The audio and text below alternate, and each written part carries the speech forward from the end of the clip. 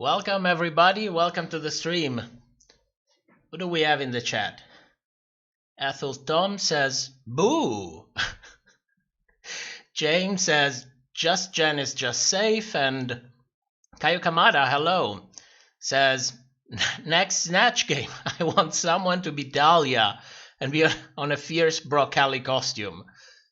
We shot Live 8 on day 1, hello, and Lady Baconator, welcome. So, stream on Monday. If you read the community post, you might have thought, well, why is this bitch not on stream on Sunday, since there is not much shady editing this episode? Well, this bitch has prepared a surprise for you. I have a nice surprise for you. So we'll see about that after the charts and speculations. So before we get to the episode, I have to get a couple things out of the way. The first one is the last episode of The Chop. So there was this big thing with Aiden and Brita. So I wanted to get that episode out as soon as possible because many people are simply not in the live stream. And I wanted to diffuse a little bit what was going on between them. So basically, I finished the last stream on Sunday at 1 a.m., 1:30 a.m., something like that. And on Monday, we wrote this long script. And then on Tuesday, I recorded part of the voiceover and started the editing. And then it was furious editing all Wednesday. And then at Wednesday night, I kind of realized that I missed to do the speculations. So I started doing speculations in the middle of the night. And if you hear the speculations from last episode, you can hear exactly the moments in which I had to edit out the yawns. It was painful. I bet it was also painful to listen. So that's it. The point that I want to make with this is that this show is a complete flop for the channel. Nobody watches it. I mean, I have fun doing it, but you know, I would have liked it to do a little bit better. So I started thinking, why didn't do not necessarily as good as the other videos, but why didn't it do good? So I watched a little bit the analytics, and I realized something strange going on with the analytics, because from that it told me that the new viewers who get the Chop as a suggestion, they click on it more than they usually do for other videos for the channel. And once they click on it, they actually watch the video for more than what they watch on average on all the other videos. And then I think, fuck, this is strange. Why is YouTube not suggesting this video? And then I remembered another creator saying that YouTube basically puts you in a corner. It detects basically what you're doing, and you have to keep doing the same thing over and over and over again. And they basically paint you into a corner. If you try to do something new, the algorithm doesn't know, and so it basically puts you on the ground. It doesn't show your video to anybody. So I wanted to ask you a favor. If you like the Chop, if you appreciate the effort that's behind it, please take a moment to give it a like and possibly share it wherever you can. So at least the algorithm will start learning, okay, this is a new thing, but it's a new thing that people are actually interested in. Because I don't know how the algorithm could have detected that it was different. Maybe because there's a lot of still images, because there is a voiceover. I never done voiceover before in the channel. And also the previous videos, they also have this thing in the title, top 10 or other things like that. Maybe it's because of that. I don't know. But the point is, I got a lot of positive feedback for the show, but YouTube is simply not pushing it out there for some reason. So maybe you can help a little bit with that. I would really appreciate it. Now, I have a couple questions. A couple comments that come all the time on the channel, and I answer them over and over and over again. So I thought about just addressing them here. I got asked a lot, why do I blame it all on the edit? And I don't blame it all on the edit. The point that I make is that the edit does a lot on the show, but clearly you cannot edit someone to say something that they didn't say. But you can use the edit to dramatize things, make them more than they are, or even maybe create something that's not even there. So it's not all about the edit. Actually, there are only two queens where I can confidently say that it's all about the edit. One is Jocelyn Fox, when they did this edit to make her bride look metallic, and also they removed the makeup from the workroom. This was spilled like 6 years ago. It was spilled on a live show by Ben de la Creme. Of course, I tried to look for the receipts for this at the time. It's all deleted comments, whole thing. It was simply another time, you know. It was also a time when people could spill things and not really face any kind of consequence for it. Not any real consequence at the very least. And the other one is Max. Max is the other one where I can confidently say, yes, this is all about the edit. From a moment to another, she's sitting there, she's singing, a bottle of water appeared, everybody is looking down. It's just so ridiculous. So it's not all about the edit. 99% of the time, it's not all about the edit, but the edit does play its part. Another thing that I wanted to address is the comment about the drama going on with some of the contestants and with the guest judge. It's not that we cannot talk about drama. You know, if you really want to, we can look at it from a perspective of the social network thing, how it relates to the personalities online, what's its purpose. We can do such thing. It's not a forbidden topic, but it has really nothing to do with the show, the shop itself. The show is really about what's going on Drag Race. So I will not censor things just because there was some drama behind the scene. There is a huge difference between what's drama and what is confirmed allegations. So confirmed allegations, of course, I will take them into account, but drama, absolutely not. I mean, it's not pertinent to the thing. Now, thing that I get is, where are the streams? I simply removed the streams after 2 days. Since there is no episode of The Chop coming out in the next 2 weeks, I will leave the streams up for at least a week so that everybody has a chance to see it. But then I simply remove it because I don't want to clutter the channel with this tons of stream. And when new subscribers come in and say, okay, let me see something else, and they see 15 streams, it's really, it's not a comfortable watch. Let's say it like this. And the question that everybody always asks, where is the 10 lip sync commandments? The 10 lip sync commandments is on the backup channel on BitChute. If you go on BitChute and search for Top RPDR videos, you would find all the videos that we have deleted. I have to update some others that I have to remove, like You Better Work for Exposure, but you will find the lip sync commandment there. I plan in the future to update it once this season is over, but for the moment you have the older version, so you can find it there. Now, finally, let's get to the episode. So, this episode was better. I was definitely happy with the edit. It was not that shady, it was not that intrusive, and there is such thing as suspension of disbelief. Okay, so I was watching the show and I never got out of it. And this is exactly what I want. For 1 hour, I was completely convinced that everything that was going on was real and it was entertaining. That's what I want to see. This doesn't mean that there are not shady things going on. There are. We'll take a look at them. But in general, it was a much bigger improvement compared to the episode before. Now, let's talk for a moment about Britta. Britta doesn't need shady editing in this episode. She is completely triggered and she's basically digging her own grave.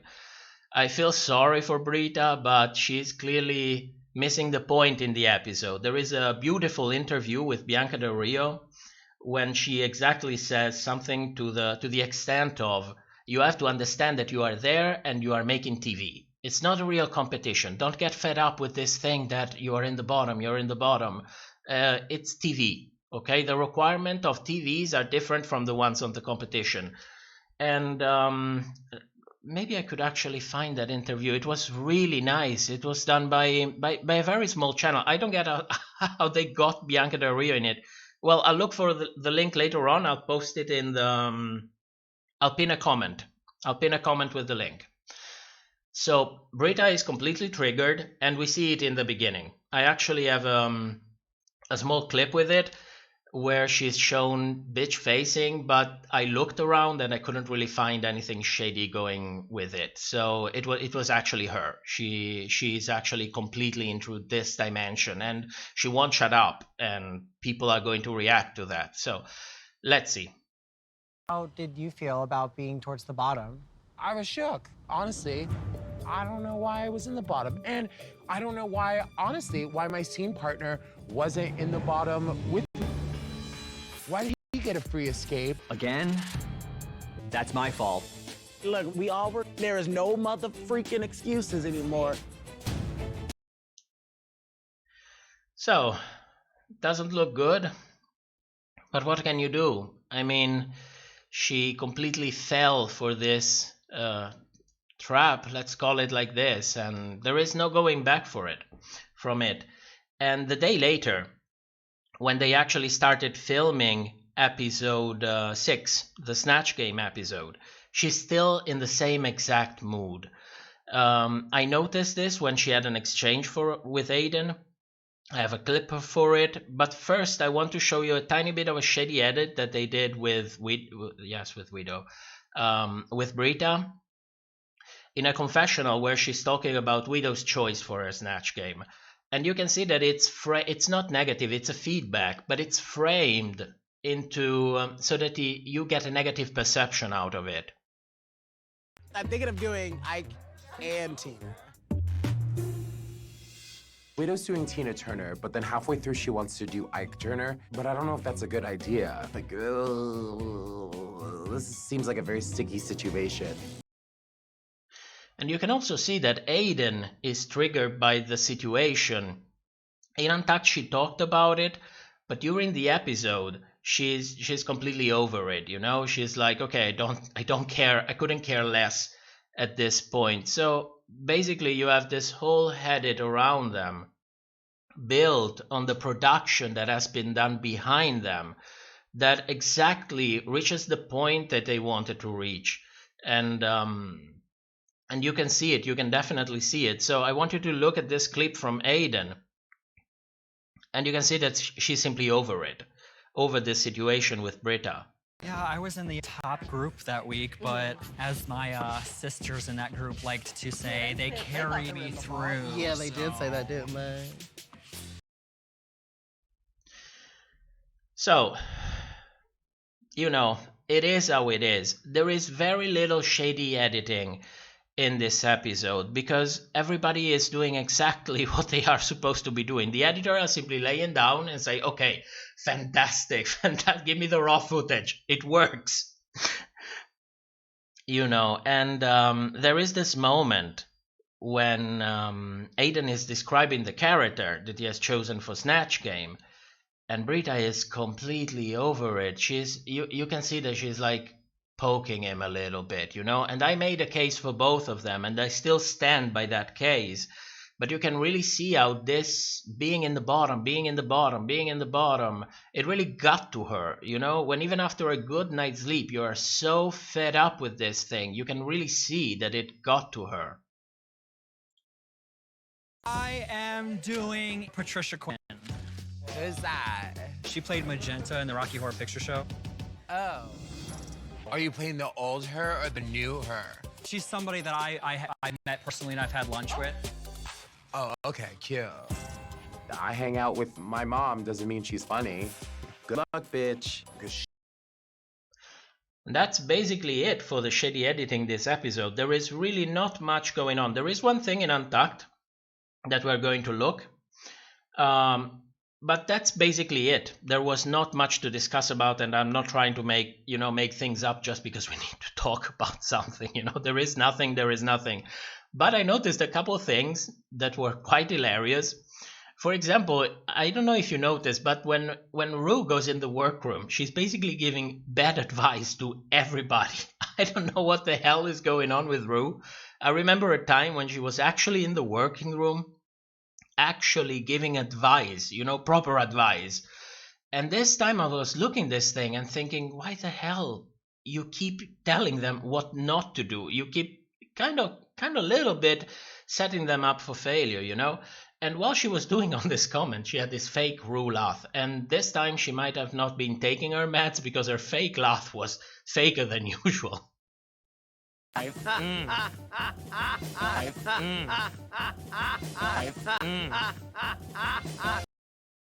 So that's about that. Now, Snatch Game. Snatch Game is really, really difficult to discuss. Let's try for a moment to understand how do they make the Snatch Game. Some queens spoke out. They said the filming for the Snatch Game lasts anywhere between 2 to 4 hours. Now think about this for a moment. Even if we don't trust these things.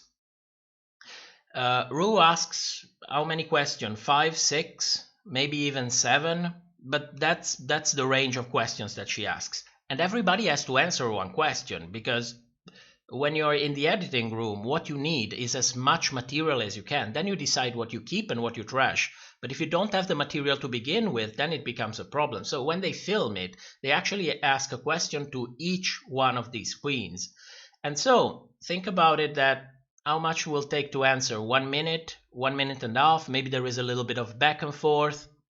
Maybe the guest judges say something. So let's say a couple of minutes for answers. Well, you have 10 people, 5 answers and a couple of minutes per answer. And make the math. And just like that, you're almost at 2 hours. Then maybe they have a pause in the middle. It's a long challenge, and it's very difficult to stay in character. Let's assume it's 2 hours. Imagine staying in character for 2 hours and nailing every answer, nailing every interaction.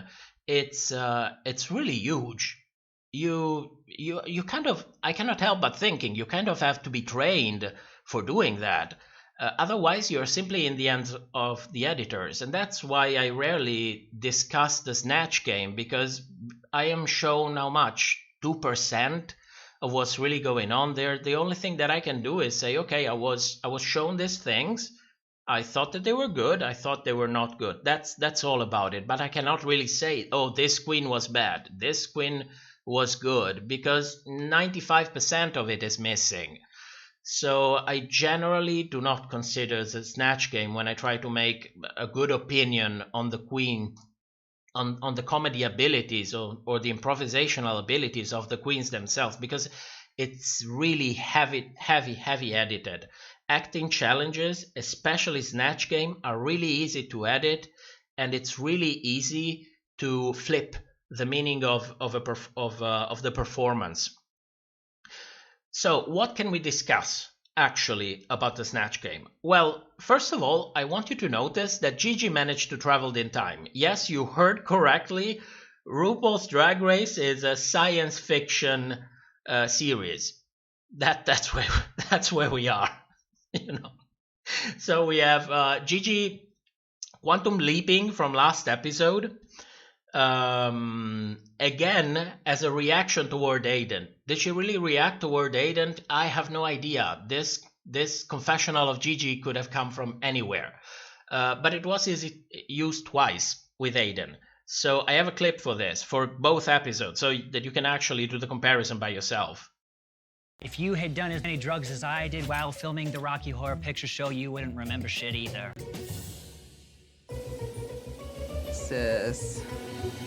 Hello, Dr. Oak. Why don't you come up and IV me sometime? It's magical. It's just magical. How else can you describe that? It's just magical. It's Drag Race. It's fantastic. Oh my god. Okay, let's get to the point. What can we actually discuss from an editing point of view about the Snatch Game? Well, I made a couple of charts. A chart for the answers and the chart for the reactions. and one is more useful than the other. So here is the charts for the answer. That's the time that they were actually given to answer a question. You can see that Jackie has a 2 + 1. That +1, it's actually her reacting to someone else saying something and actually given the time to react on it, because I noticed a couple of things. Maybe one, I think it was with ID. She was reacting and they cut her out immediately. Like, no, ID, shut up. So you can see that all the ones that have been given 2 answers are the protagonist of the Snatch Game, either in a good way or in a bad way. Everybody else was simply forgotten. They were there, but they were given very little time to actually answer, because when you look at ID, Jada, Widow, and Jen, they all have about 20 seconds to give their answer. So if they were asked 2 questions, for example, they would have had 40 seconds. But Gigi and Jackie had 2 questions and they had 80 seconds. So you can really see they were given more time. They were on screen for much more time during their answers. And they were asked an additional question too.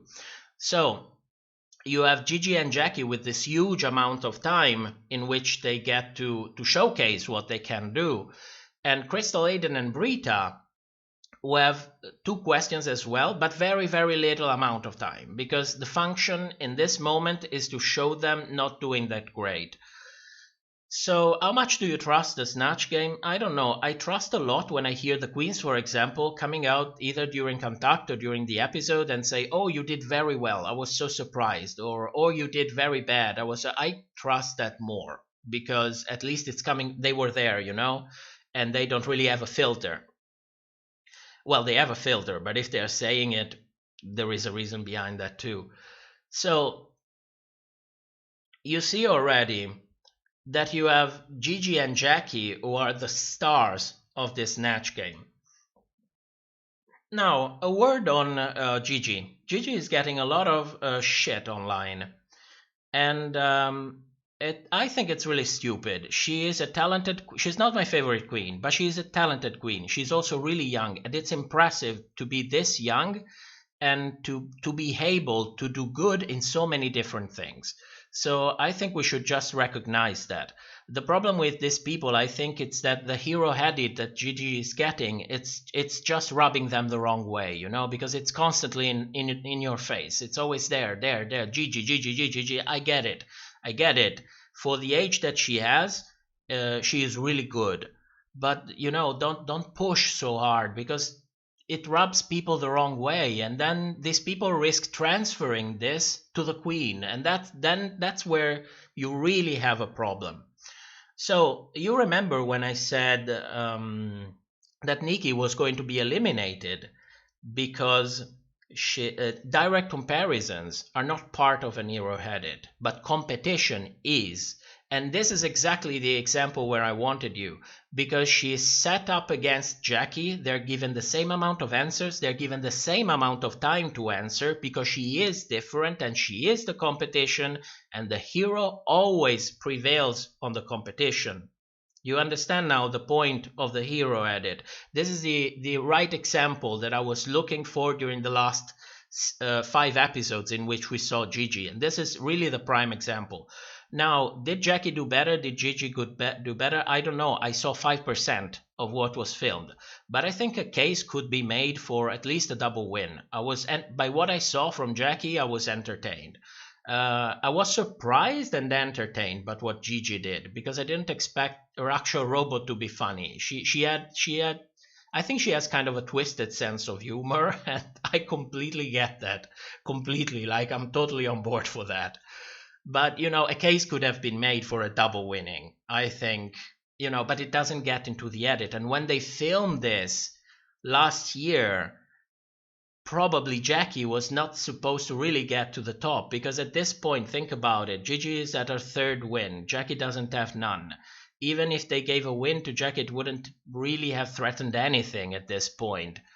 But, by not giving Jackie a win, You reinforce Gigi's hero had it, and you also give a justification for the fact that Jackie might probably not reach the top. So with that said, let's take also into consideration one thing. One contestant was eliminated. So independently that this contestant ended up in the top 4 or not, if the leaks are true and she ended up in the top 4, then she's eliminated. So whoever ended up in 5th position, it's going to get a spot as the top 4. And that, I think, it's what's happening with Jackie, because I also made a chart about the reaction time. What do I mean by that? It's basically when you see the camera going to a contestant staying in character, and it stays in character on camera for a certain amount of time. So I counted the amount of reaction shots that they have and the amount of time that they actually stay on screen when they do the reaction shots. And think about this. If they are re-editing Drag Race to edit out the disqualified contestant, the easiest thing to do is to redo the reaction shots, because you don't have to score the music, you don't have to actually cut inside the episode, you don't have to look back for the answer, you don't have to rebalance the whole thing. So you just do single reaction shot on a person. And when you look at the chart for their reaction shots, look at Jackie. She is on screen reacting in character 17 times. She has the most amount of bare time of anybody else. She has 20 seconds. The only one who got closer to it was Gigi with 11. So I know that they re-edited the show to take out the disqualified contestant. I know what is easier to edit back in to remove the disqualified contestant. And who did they decide to give time to? To Jackie. They couldn't go back and change the win, but this they could do. They could give her reaction time. And I think when we will do the speculations, this is one of the reasons why I think she is going to end up in the top 4, and there is no question about it, because they could have edited anybody else inside, but they didn't do it. So you see, if they could come back in time, they would have probably gave Jackie the win, but they cannot do that. So this is what they did.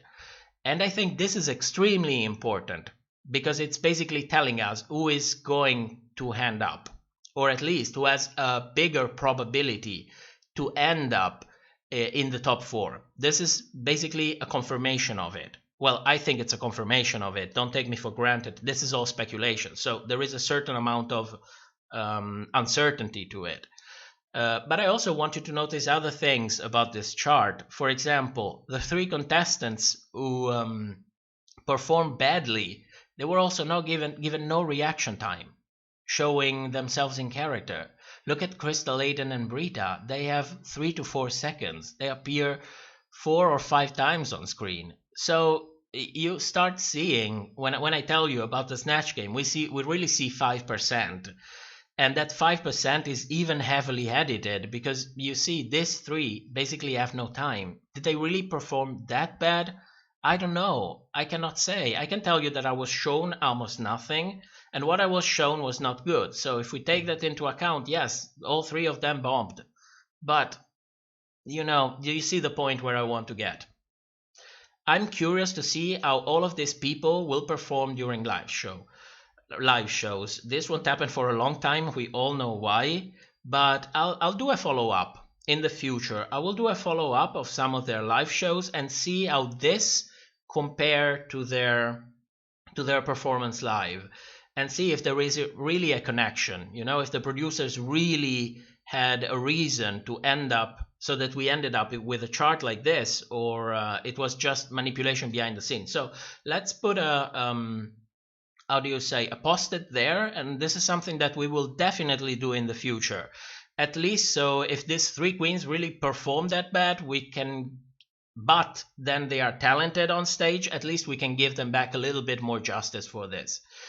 So this is this for the Snatch Game. Another thing that I wanted to point out was Widow's Edit.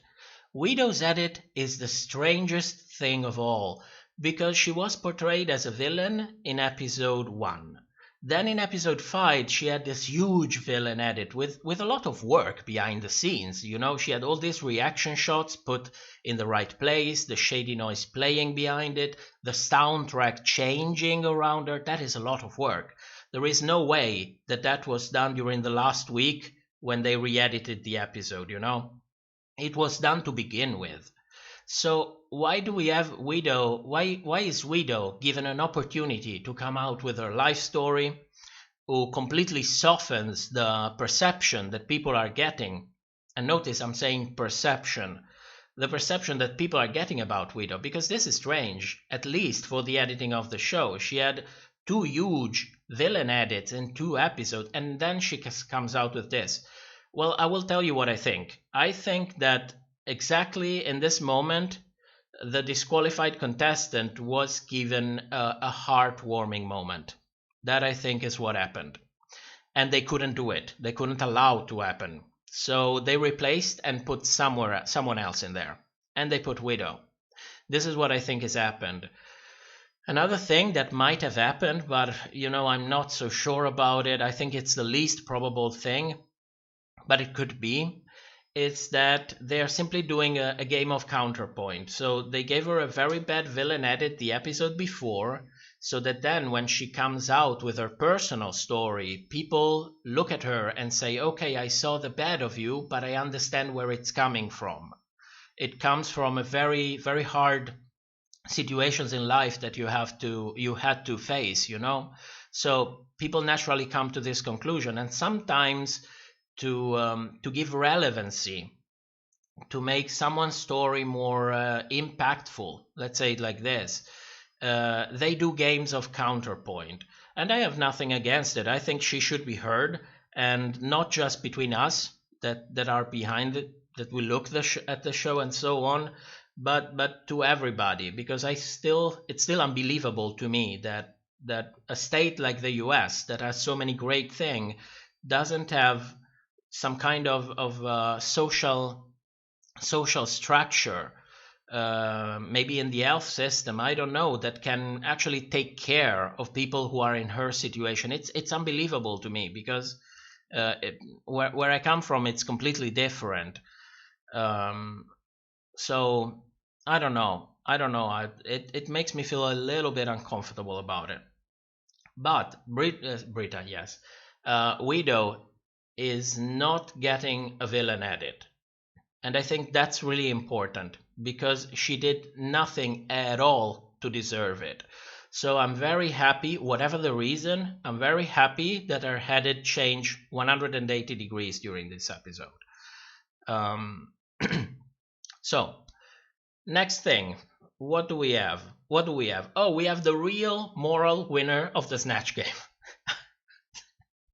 It's Heidi, you know, she's in the mirror, she's painting her face, she's all, oh, I look beautiful, oh, my makeup is so improved. And she really is the winner. And I didn't get, because Widow responds to her.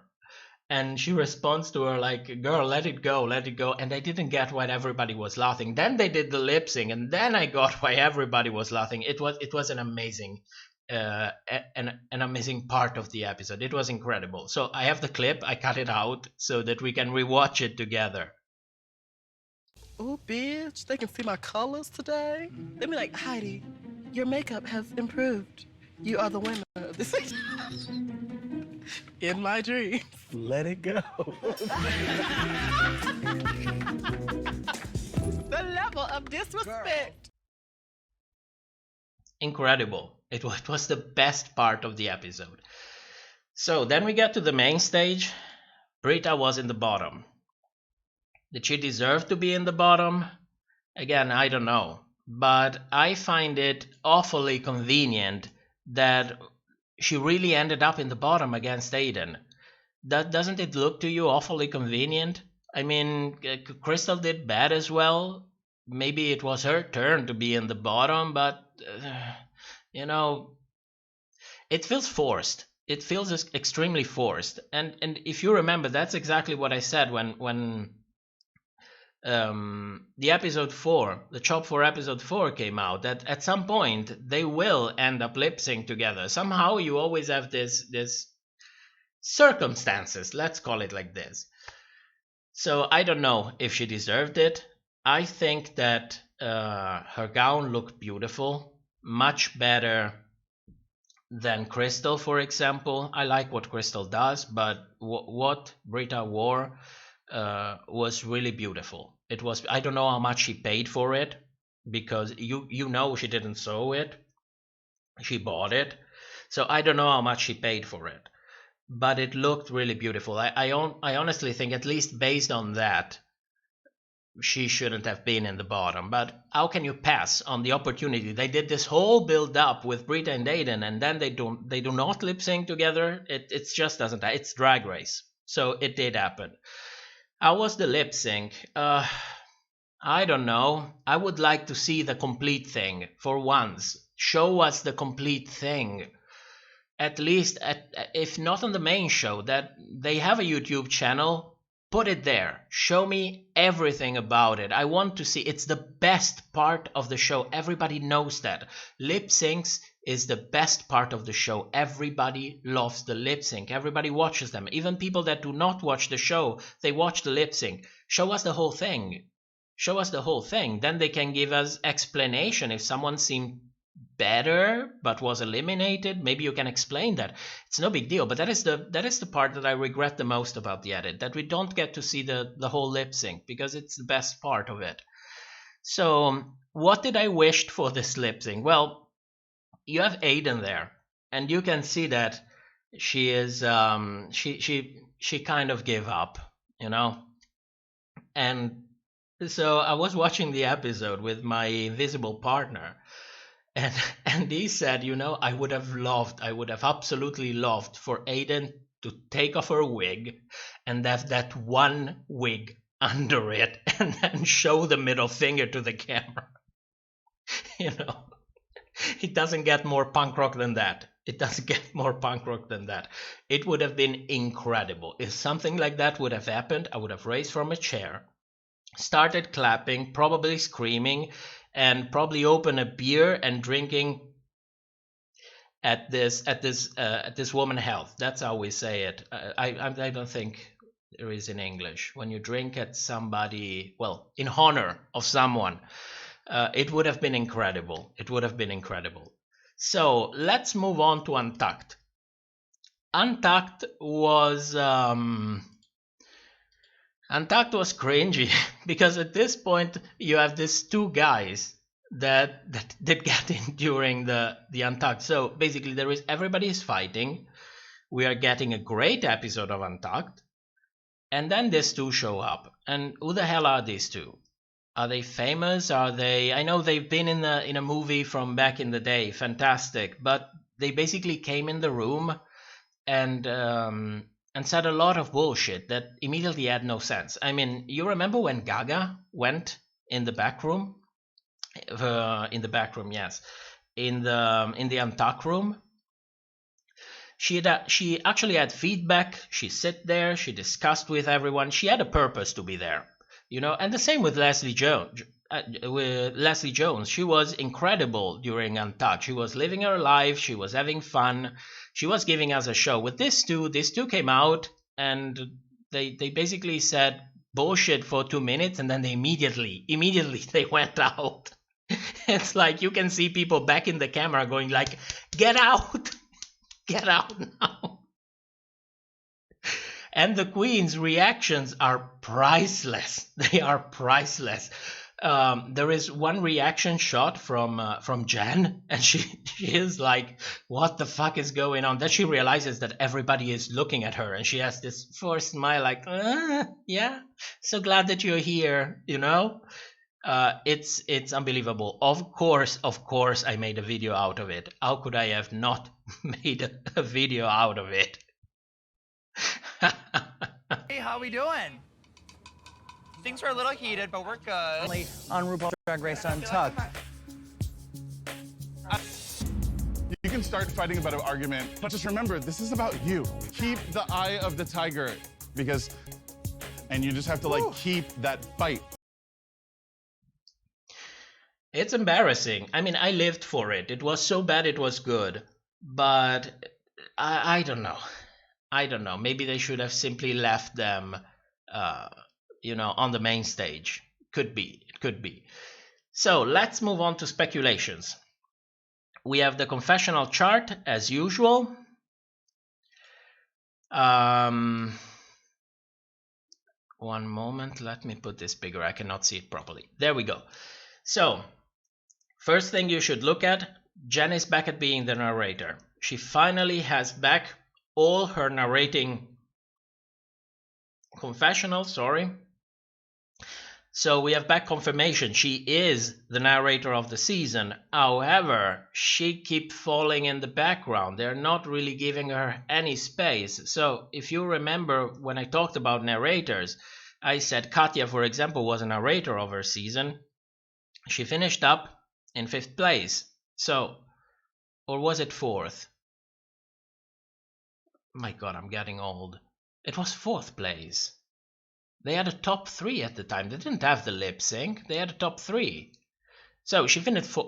She basically finished right before where she would have gotten to the live show.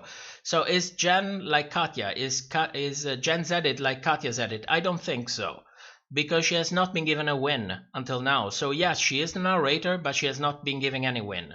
So where is she ending up? Well, as a narrator, she cannot be in the top 4. And if she doesn't have any win, she won't even end up as the 5th. So Jen is not the next one to go home, but she's not definitely going to reach the top. She's going to score a little bit lower than that. Who is going on next episode? I told you last episode, Brita is going on next episode. I'm putting all my money on Brita going on next episode. And that's because her storyline is over. Her whole storyline was being in the bottom in order to get angry about it and start being a bitch to Aiden.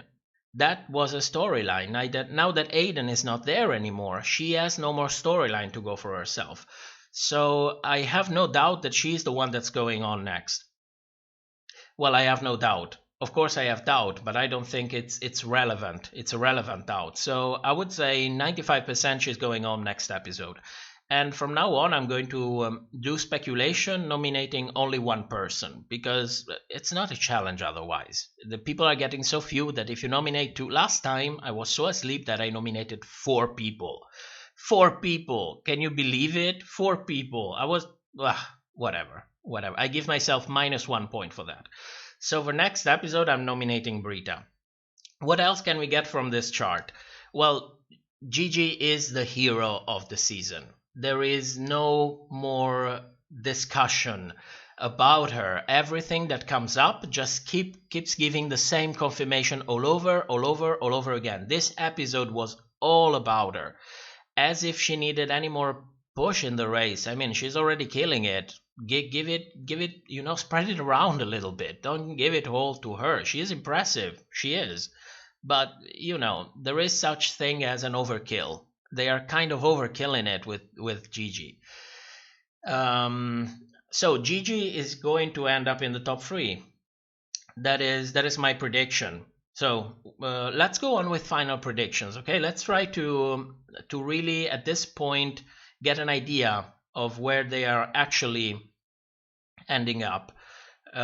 So Gigi in top 3. Then we have Widow. Widow had such a strange edit that it's really difficult for me to put her in a position. But if we keep thinking in the perspective that she had a villain edit and then it was softened up because they basically had a hole in the edit, based on that, I don't think she's going to end up in the top 3. Best case scenario, 5th position. Already oh yes, I should have made a premise. I'm already considering the disqualified contestant out. Okay? So in the show, if the disqualified contestant is in the top 4, it will be the 5th place. But that 5th place, for me, it's a 4th place, because I don't even count the disqualified contestant. Okay? So I don't think Widow is going to be in the top 4. Really, best case scenario she can end up in 5th place, but I don't think even that, because Jen has already a better edit than her. She's less time on screen. She has, she is just Jen for the whole season, but being just Jen, it's still better than be a part-time villain, at least from an editing perspective. So wherever Jen is scoring, Widow is definitely under her. I have no doubt about that. The real joker for me is Heidi, because sometimes underdogs do get to the top. Think of, for example, which season was it? It was season 6. Adore.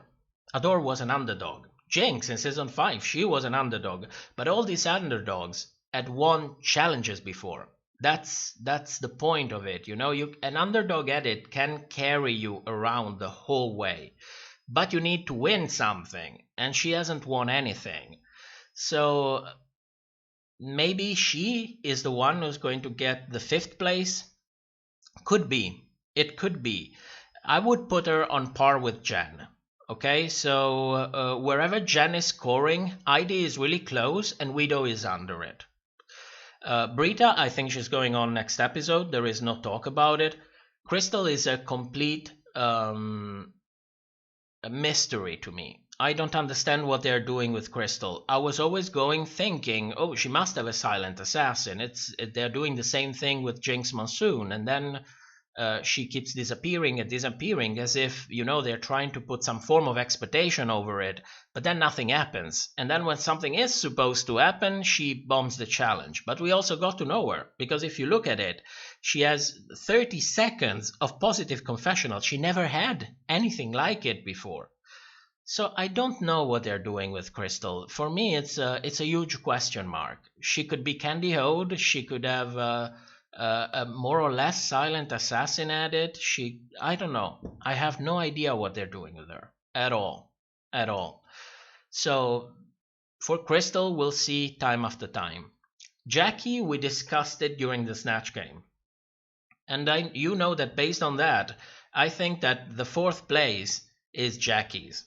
The one that was originally, when they filmed the show, the 5th place, that now it's become the 4th place, is Jackie's. They didn't edit her so much inside the Snatch Game for no reason, because she didn't get a win. So that would have been a reason, but she didn't get a win. So there must be another reason behind it. And the reason, I think it's exactly that. For what concerns me, she's on the top 4, along with Gigi, Jackie, and Jada. Because despite some of the negative edit that Jada has been having, she has a winner edit since the beginning. She had one of the strongest episode. It was immediately in the beginning. And from then on, she never had shady confessionals, like insulting someone. All her negative confessional is basically her being rational about something, but it's framed in a negative way. And she's my, I root for her. So maybe I'm a little bit biased because of it. But for me, she's in the top 3. So at this point, the conclusion that I draw from this chart for this episode is that our top 4 is Gigi, Jackie, Jada, and somewhere else.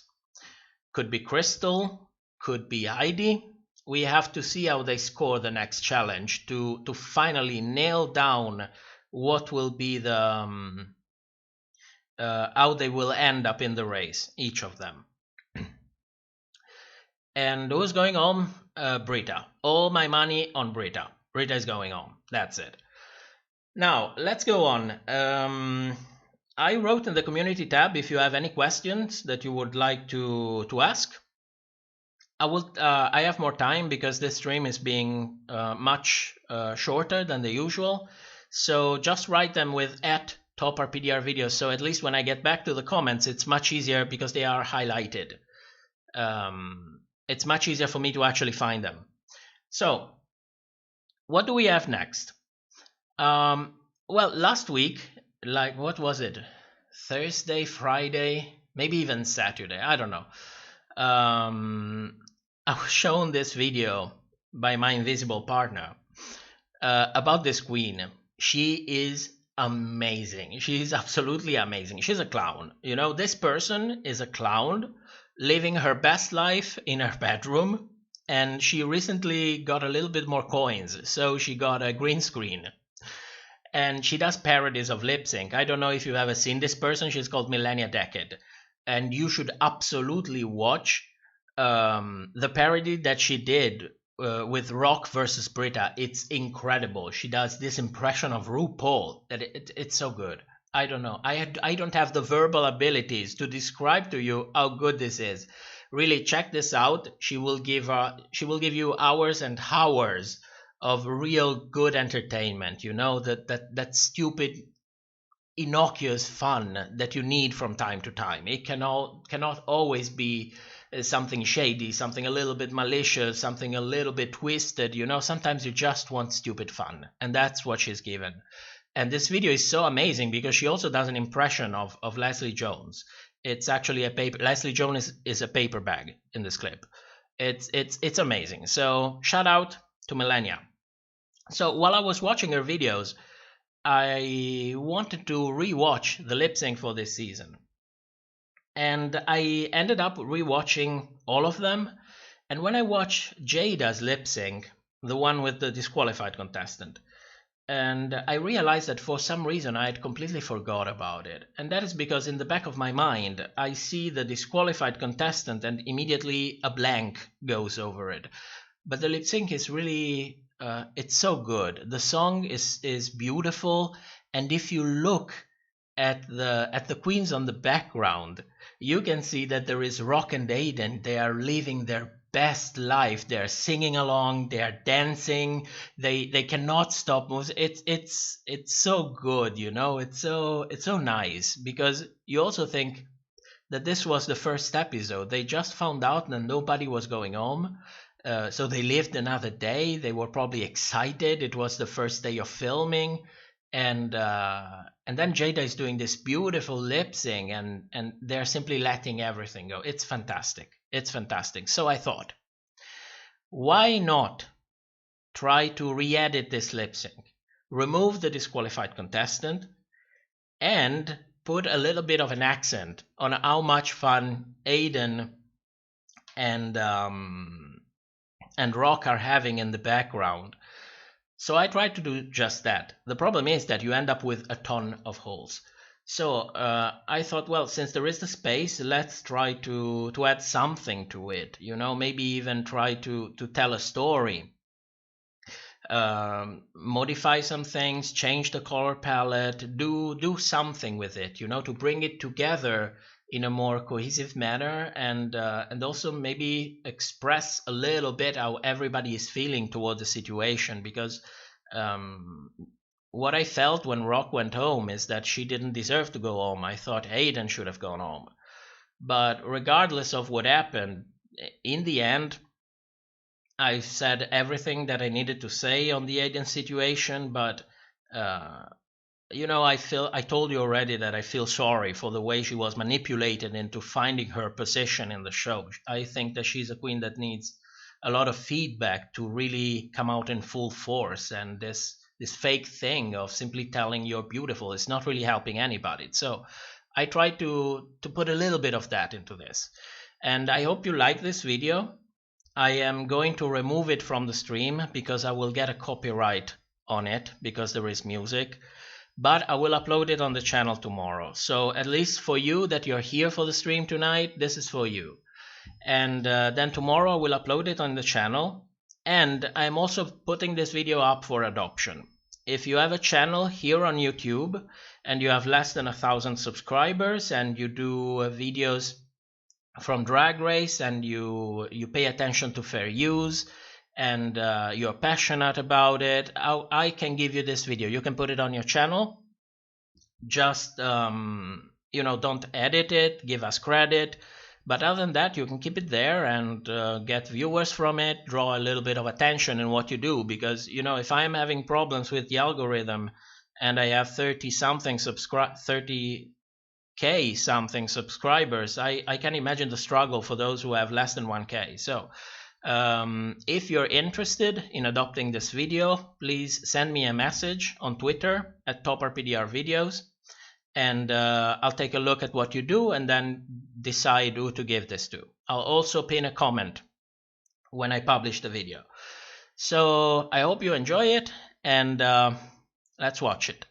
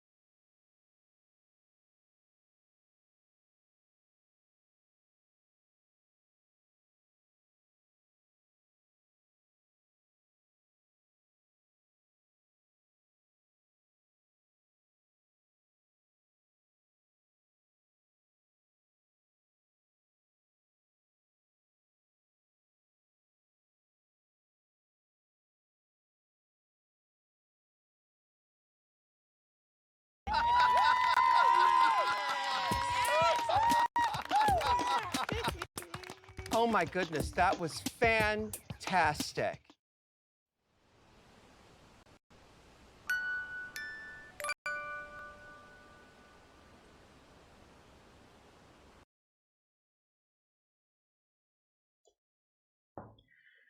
And that was it.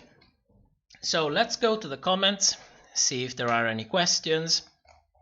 Let's start from the beginning. I forgot to say to put the ad from the beginning. My God. Well, it's almost midnight. It's almost midnight. So let's read first some comments. We have Lady Baconator said the edit can take things out of context. That's exactly the definition of editing, at least on reality TV. Bona Games says, hello, huge hugs from Brazil. Hello, and welcome if you're still here. Thank you for coming. Miki Olea Besner, I'm so late. Greetings to everyone. Nice to have seen you. Elethe, yeah, IA. You need more audience. I mentioned you to Wilma Fingered 9 O's. Very small channel, but also lovely. Don't know it, but thank you. Thank you for the mention. We need it. We really need it. Dixie Ray. It's so nice to see you. You always comment on the videos, and I really appreciate it. You know, you're really encouraging. You're encouraging when it's needed, and that's the best kind of encouraging. So I thank you for that.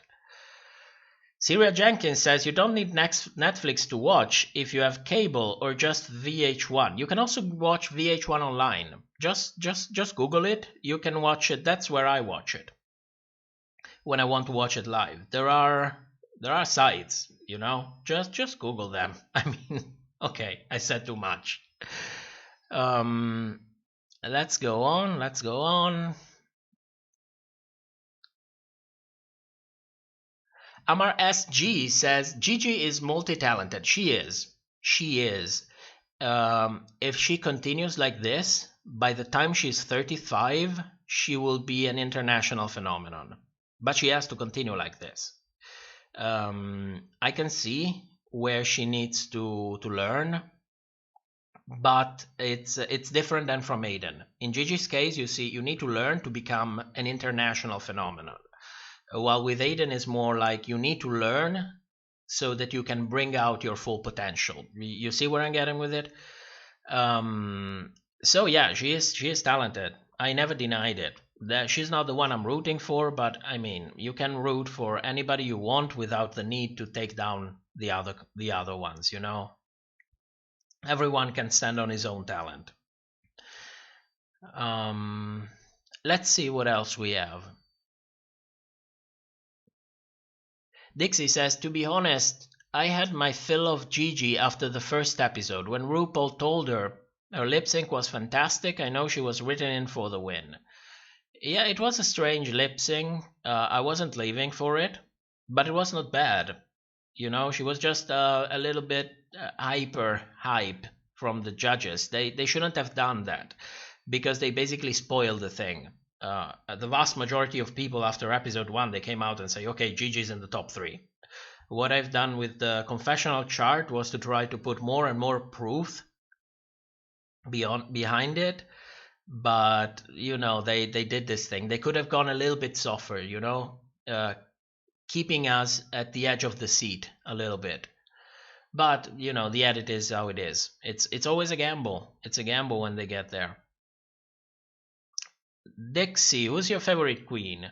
I like a lot of queens from this season.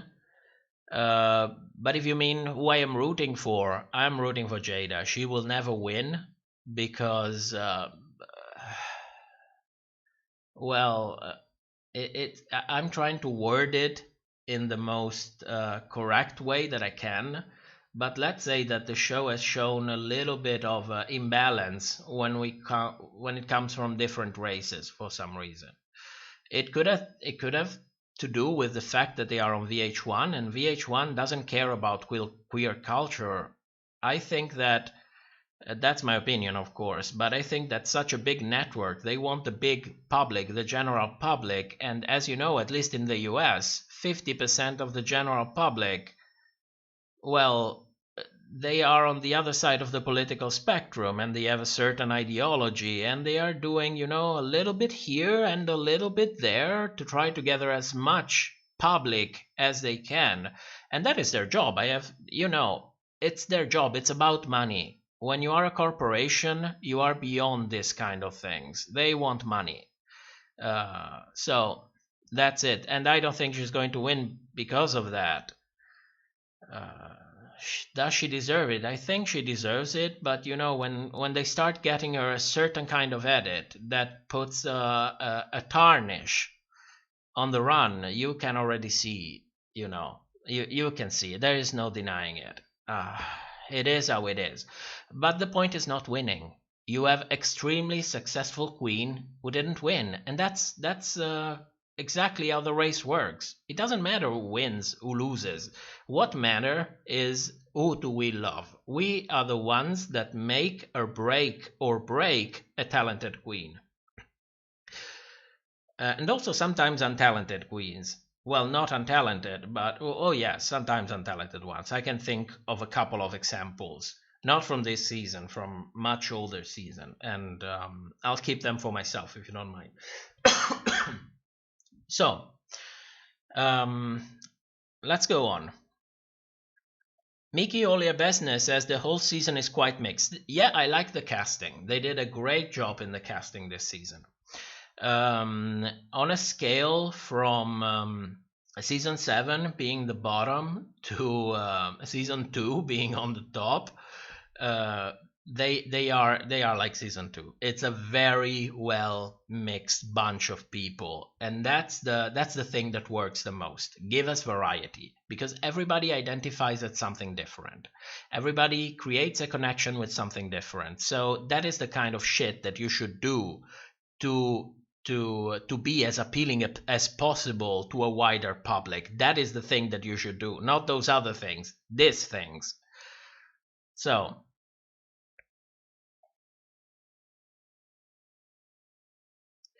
Let's go on. What do we have? Lady Baconator. That's good that Widow isn't getting a villain edit anymore. Yeah, it's good. It's completely undeserved.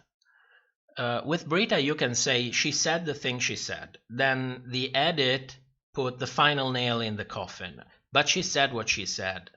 With Widow, what did she do? She got angry in the first episode because she had the right to be not angry, upset. She got upset, and she was right in being upset. Then last episode, she didn't do absolutely anything. She was just a little bit pissed, and she was pissed by herself. She wasn't saying anything about anybody. She was just doing her thing, you know? Sometimes I can understand that. Sometimes I'm pissed too, and I just stay on my own because I don't want to risk taking it out on someone else. She was doing the same thing. She was very, very calm, very... So I don't know where this villainity is coming from, Widow. I don't know. But you know what I think? So let's leave it at that. Elitha IA. My God, am I pronouncing it correctly? Do you have an invisible partner too? Yes, I have. And we can speculate if it's a figment of my imagination or it just have an invisibility power. We can speculate about that. Carissa Mohammed said 5th place, Kennedy was 4th. Okay, Katya, about the Katya. I'm getting old. It's late and I'm getting old. There is no going again. You see, this is the thing about getting older. You get a little wiser and you also get a little bit forgetful, if that rings a bell. Max Rowling says, this is just like Coco versus Alyssa, where Coco sent Alyssa home, then went home next episode. Max Rowling, you read my mind. That's exactly the thing that I was thinking 2 weeks ago when I did the second episode of The Chop. I was thinking exactly that. I didn't mention it because I thought that newer viewers would be more would remember more easily what happened between Plastique and Reja O'Hara last season. But that is the first example that I got in my mind, the very first one. They are bonded together and they're going to go down together, all the way or go down. And since Aiden went home, well, I expect nothing. The real question is, who is going to lip sync against Brita? Who is going to show us something? I don't know. We'll see.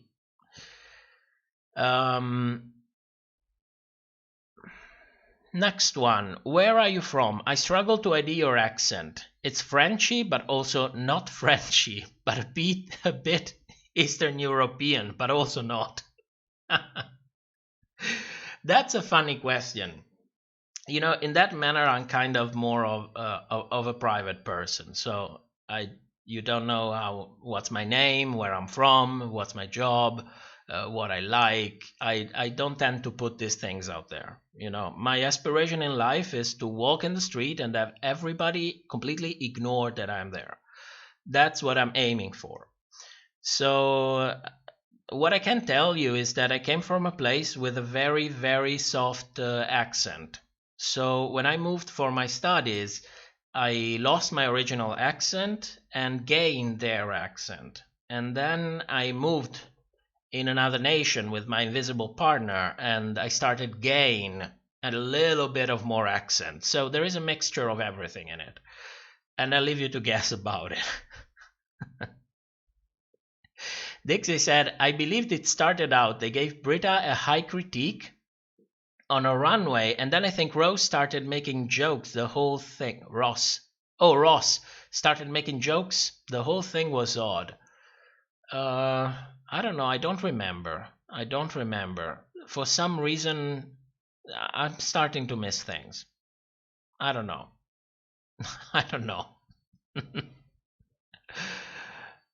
Mickey Olia Besner says, I asked the same question. So leave it like that. I don't know who you're referring to, but I think you're referring to the other one, to the comment from before. Luis Felipe says, bye bitch. Isn't it weird that half of the second group is already out? Yeah. Well, this season I will give them a pass. Okay, I will give them a pass on this season because I think that whatever is going on, at least something awful happened and they did something about it. They didn't just came out spilling emotional and motivational bullshit. They didn't try to cover it up. They really did their job. They took the episode, they re-edited them, and God knows how difficult that is, because think that this season was already distributed to all the distributors. So they actually had to re-go in the editing room where, mind you, there are not 10 people. They probably have about 50 people working there. And it's all a back and forth between what WoW is doing, and then they send it to the network, and then the network responds and has feedback. The feedback goes to the producer talks to the editor. You have this long chain. It's a hard thing to do, and they are doing it. So, for me, in this season, the edit, the casting, it all goes in second place. Because something horrible happened and they're doing something about it, and I want to recognize what they're doing, because at the end of the day, this is more important. The things that happened are things for which someone should not have a platform whatsoever, not to mention the feeling of the people who were hurted. So I will commend the producer on that. I read them all the time, especially on the show, but for this, they need credit. They deserve credit. They should be tweeted more. So it's a good thing. Next up, what do we have? Elitha Hai Hey. Am I pronouncing it correctly again? My God, I'm sleepy. Will my finger do? Okay, I Googled it. The name is pronounced Ali Theha. Oh, okay. Oh my God.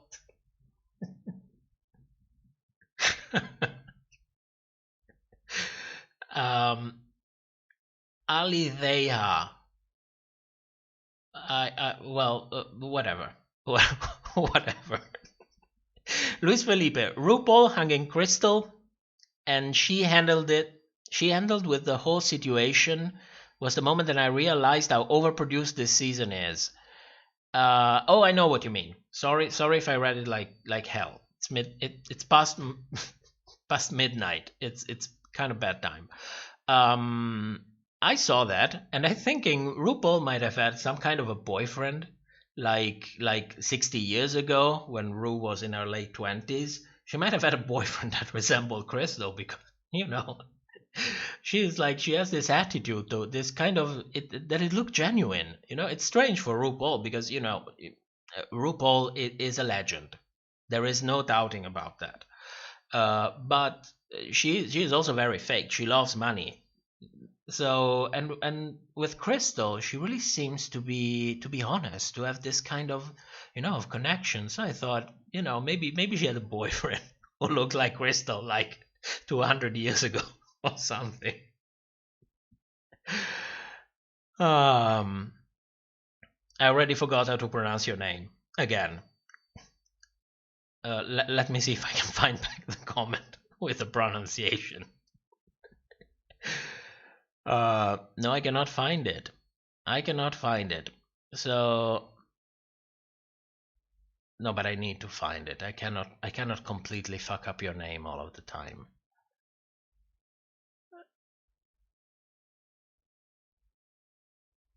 No, I cannot find it. Well, let's go on. Alethea was it right? Alethea. Well, that one. She says, "I'm jealous. How did you get invisible power? I'm bitten by an invisible spider." Well, she gets that. Did I call him a she? Oh my God. He gets that from wanting absolutely zero kind of exposure. I secretly think that is simply too shy, and I can understand that.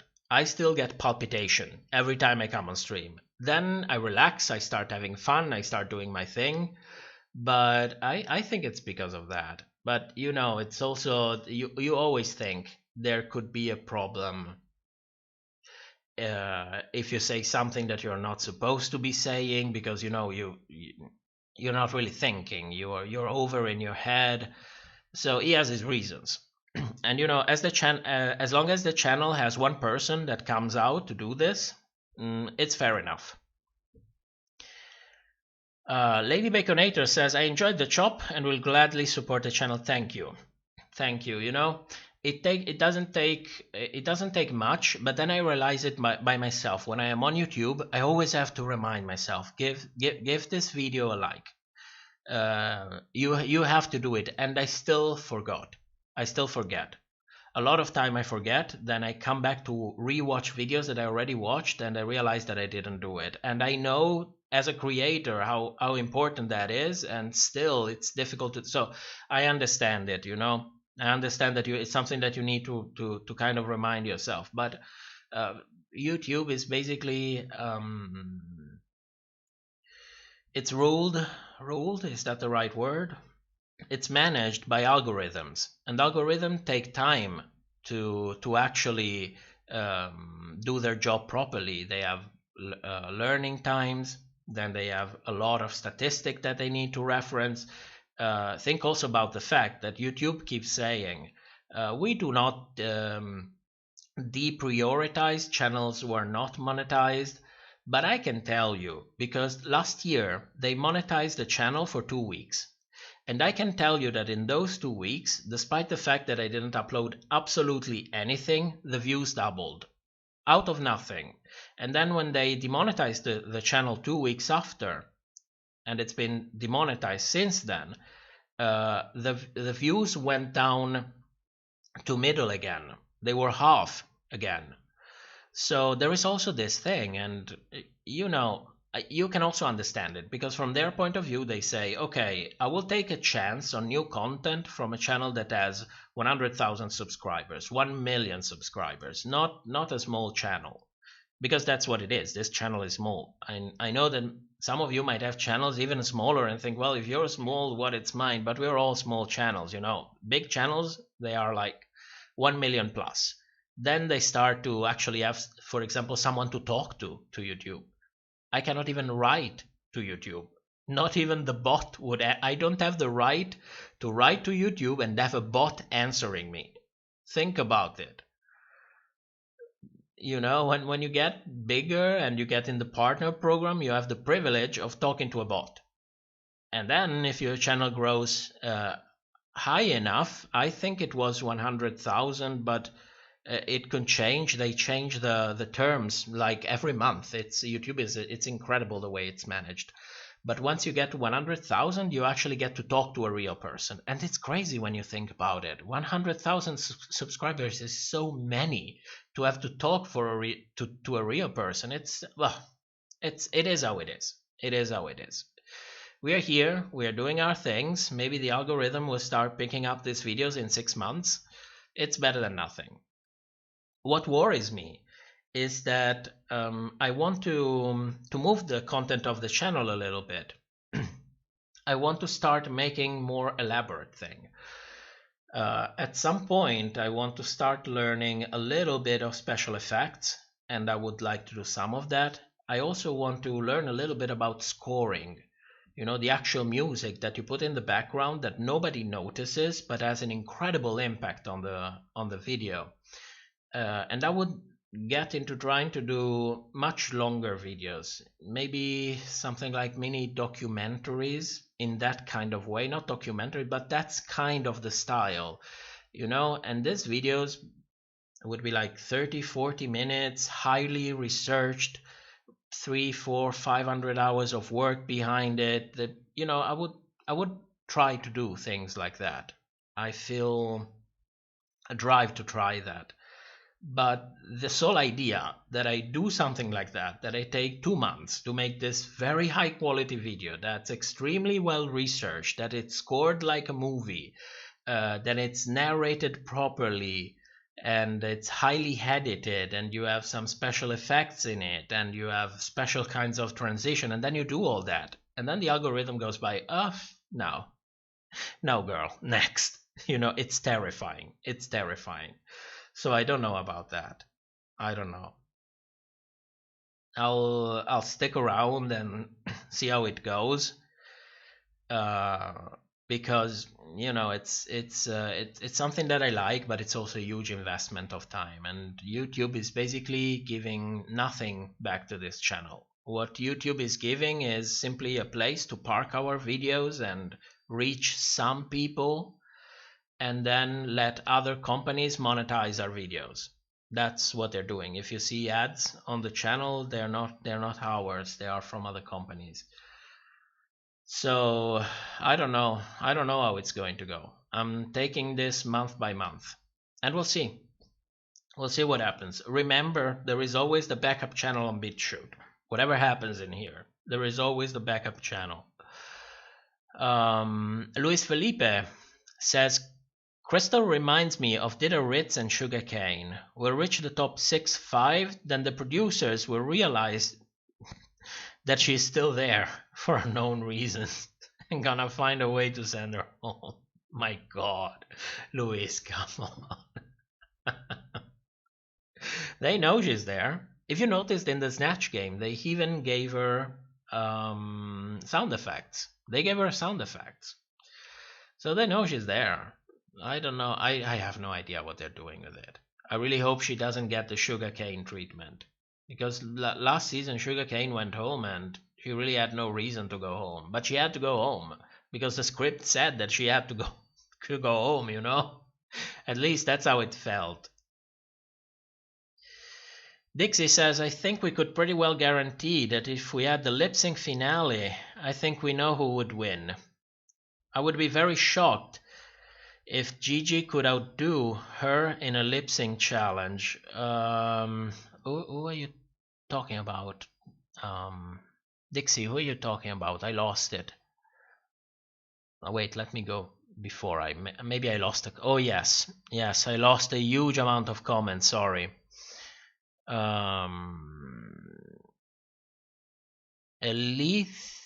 Ihey says, by the way, Wilma Fingerdo is the name of the YouTube account, and YouTube has a problem demonetizing LGBT plus channels because it's American and we know what this means. Well, I don't know about that. There are channels that are monetized. Some even go into treating very sensitive topic in a very sensitive manner, but they go into details in controversial topics, and they are still monetized. So I think what's happening with the channel is that nobody is actually taking a look at it and say, yes, this is fair use. Let this bitch earn enough money so that she can get better equipment, because that's the point, you know. I don't want to absolutely have to live with this. But if they could at least monetize this fucking channel for 3 months, give me enough to get a proper computer, then you can take it back. I don't care, because I'm having fun doing this anyway. And if I get other people to have fun with me, even better. You know, if then you start making a living out of it, even better. But that's not really the point. Not at this point. So I don't think it's discrimination. I think it's really they seem to be lazy. They seem to be lazy. Alithia says the YouTube channel Tentacruel, who talks about music and UI design. I'll take a look at it. But I need to write it down first. Yes, I still write down things. Isn't that incredible? Just another generation, isn't it? Where's the comment again? Tentacruel. Thank you. Utterly hilarious videos, even without a lot of knowledge. I want to recommend that channel just in general. Yeah, I'll check it out. Don't worry. I still have something to do before going to bed. And this is one of those things without not that much of brain power needed. Mickey Olia Business says, how can we call you? May I call you Jiggly? Oh my god, I don't know. Maybe I'll find a Borg name, a Borg designation that would fit me very well. Or you can simply, not call me at all. It's whatever it is. It's the channel, you know. It's also more fair to the fact that there are actually two people behind it. It looks like there's only one because I'm the only one that's actually talking, and also the only one who does the editing. Let's not forget about that. That's the most important thing. You can have all the beautiful scripts that you want, but if you don't have editing, you don't have a video. Start small. 5 minutes video will be a shit ton of work anyway. So better start small. Well, I don't know, you know, sometimes I really feel the drive to do something that I cannot find around, because either I want to say something or I absolutely want to put a special thing together, and then I find myself in these videos that take hundreds of hours to make. But then, you know, I love the final results.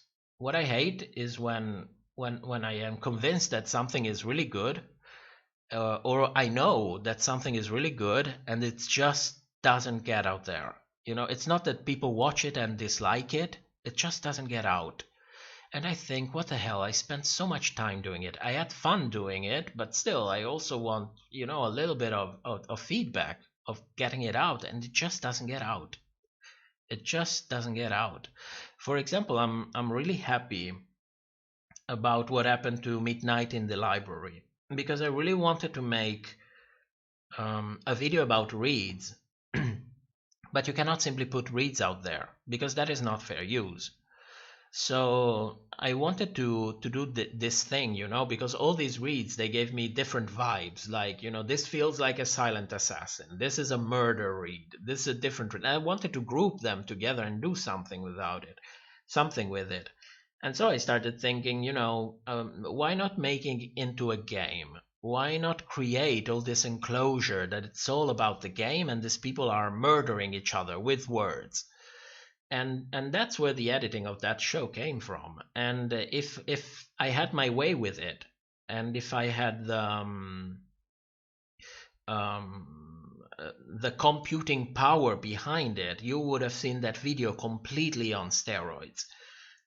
Because that's what I wanted to achieve, you know. I wanted to have like simulated battles. I wanted to basically take characters from these fighting games and edit them with the face of the people that are reading and give them an energy bar and animate all of this. I just didn't have the computing power to do all that. It's just so much.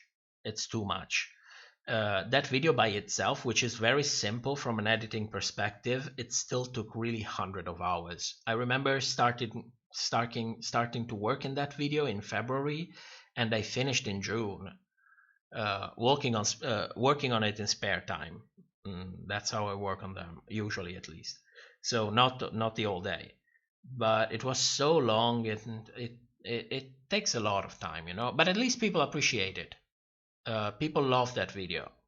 I remember a comment from someone who said something to the extent of, other channels, let's put some reads together, and Topper PDR videos, let's make this into an experience.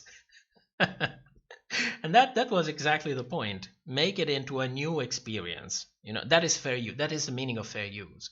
That is the reason why you can make a difference between the channel who YouTube should support from a financial perspective to the ones who should not be supported, because there is a clear law behind it. And that says that if you deal with fair use, then you can do it and you can also make a living out of it. But if you don't, then you should not be allowed to do that. Problem is, with such a small channel, nobody watches it. Nobody really takes a moment to, you know, to actually watch the videos, see what they are, and so it is. But, you know, regardless of how it goes from that point of view, I'm not happy about it, because I'm not happy about it because we have brought in 3 years, we have brought something like almost 25 million views to YouTube, which is a ton of time. Sorry. If you consider that our videos are all in the 10 minutes, 15 minutes mark. So it's a ton of time, and YouTube gave us back almost nothing.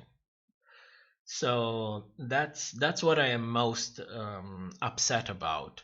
It's not a thing of wanting money at all costs, because if we wanted that, we would just take a sponsor for the channel, you know, take some shit thing and started telling you, oh, go buy this, it's fantastic, it's beautiful, and you know, we are not starving to put food on the table. I don't need to do that shit, so I'm not doing that shit. But and I'm not judging who does it. You know, if that's what you need to do to pay your rent, to pay your bills, then I completely understand that. But we don't need to do that. We are perfectly fine the way that it is. What I would like is that YouTube would allow us for the channel to sustain itself, and allowing us to get expensive equipment that I would normally never invest. Think about it. Who would spend $5,000 on a machine that basically you bought only for encoding, or like a huge couple of screens so that you can actually see the 20 things you're working with together? Who does that only because, oh, it's an hobby?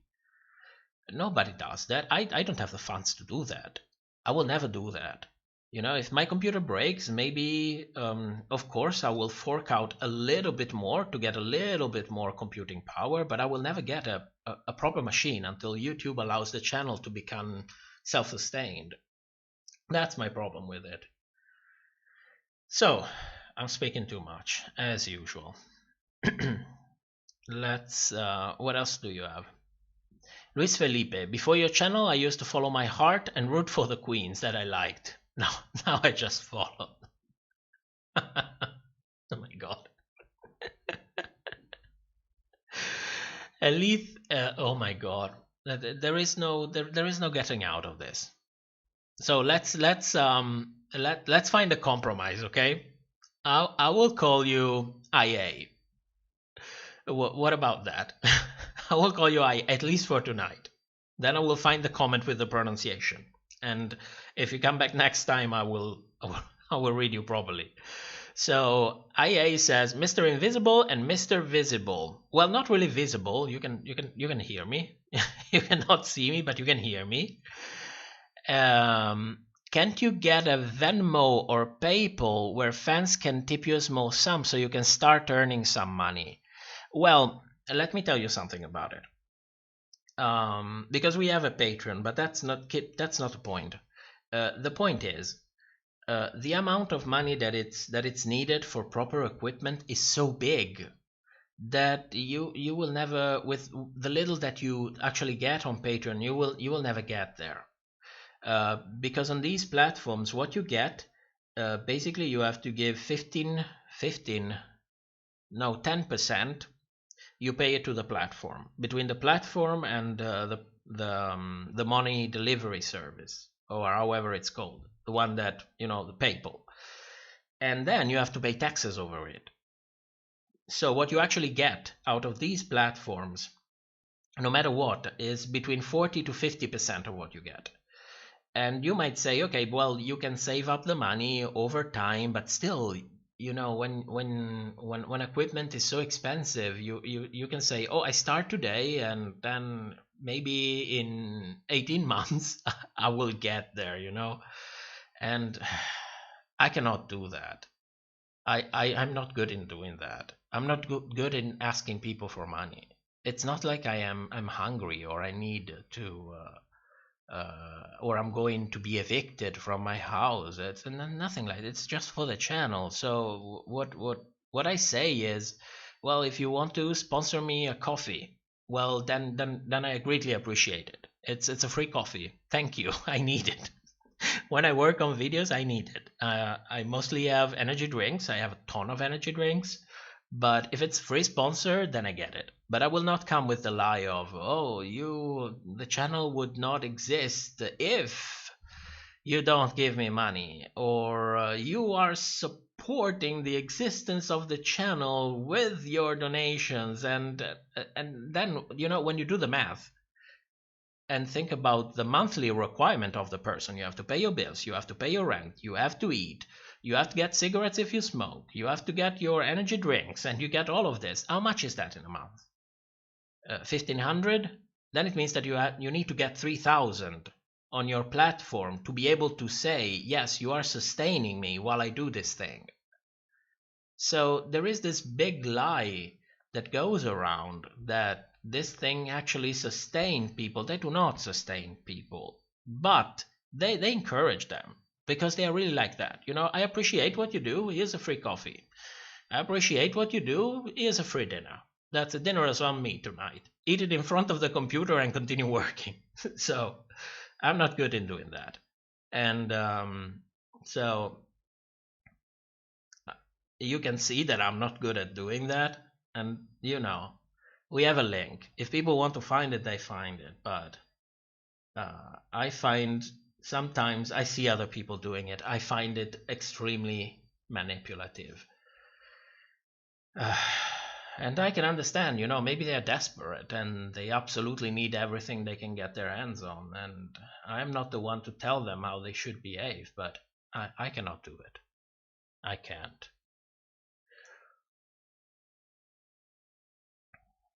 Dixie says, I think they had gone slower, as you suggested, and given me some time to become accustomed to her.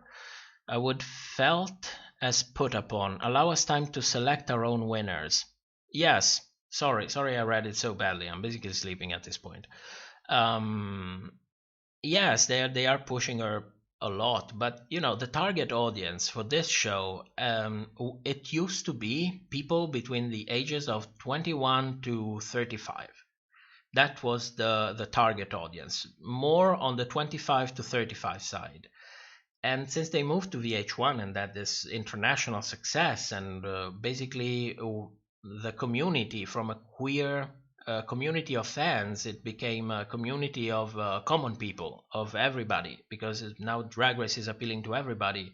It changed from people to 15 years old until 25 years old. Though this is the target range.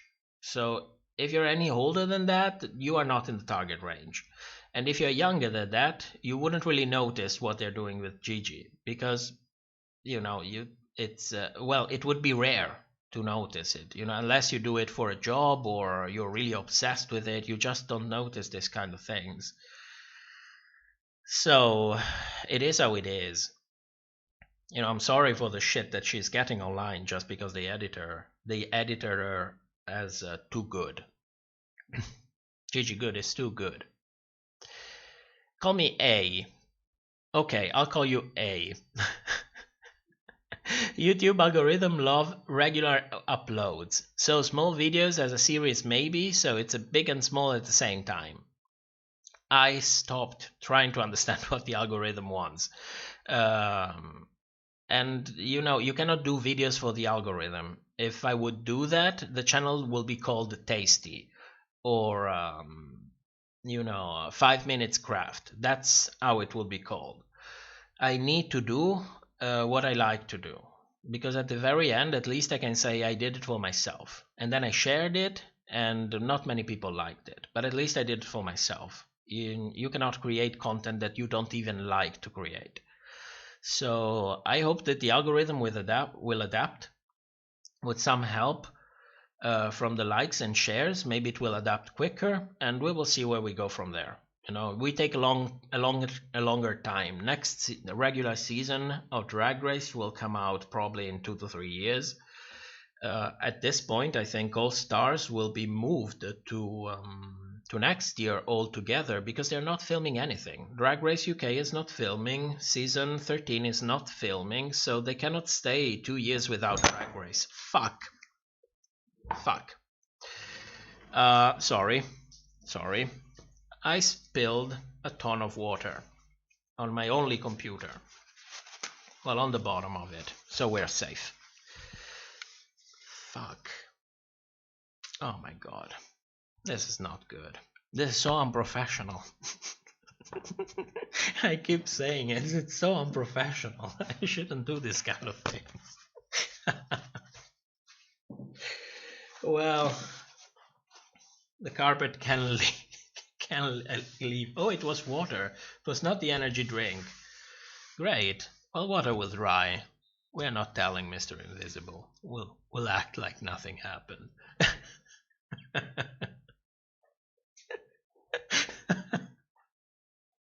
Fuck.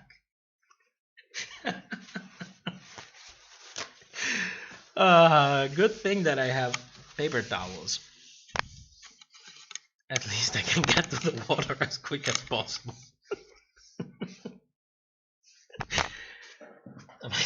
Why is there so much? Okay, is it all?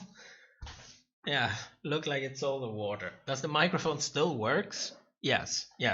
Streaming software said it works. Call me Eden or AI, works all. Okay, I'll go with Eden or AI. Luis Felipe says, Dixie, sorry to say, but you stay disappointed till the end. Oh, because Dixie said, I think Vanessa is the most perfect example of it not mattering whether a queen takes a crown or not. Yes. And Katya. Don't forget about Katya. And Trixie. Don't forget about Trixie. Trixie, I think Trixie was so bad at Drag Race as she's good out of Drag Race. It doesn't matter at all. What matters if the fans like you and if you have the talent to back it up. And if you have those things, you will have no problem. It doesn't really matter. Winning, losing, doesn't matter at all. AI says, yeah, KO-Fi is nice. It's a way to show appreciation. By the way, I live from 600 euros per month, so I'm actually poor. But €1 or so, oh, come on, girl. Doesn't matter. It doesn't matter. Not in this time and period. When, people are struggling. The struggle is real. And you know why I cannot talk about it? Because YouTube doesn't like it. So, no. 3 months. I will take the offer. In 3 months. If the situation gets better. Or if I become desperate because things change drastically. But until that, no. Come on. There's no need. Dixie says, certainly rings a bell. Rings a bell for me, my dear. The part about getting older and more forgetful. Oh, Dixie. Welcome to the club. That's an excellent question. I wonder if it's time to see Crystal lip sync. I would like to see it. She does beautiful makeup and the acting is so-and-so. So we'll see. I haven't researched her. I actually didn't research many queens because I wanted to have as much of a fresh look on the season as possible. Because otherwise you go in and think, oh, this one is so talented, she will do so good, and then she doesn't. Or you see people behave like complete fools on social media and they get this brilliant edits and it makes the whole thing, it's already difficult to keep a suspension of disbelief with the edit as it is. So I'm trying to make it as painless as possible. I usually take a look at the queen after. AI says, it's just, hey, if you want to throw a coin into my virtual hat, you can do it here. I think some might want it.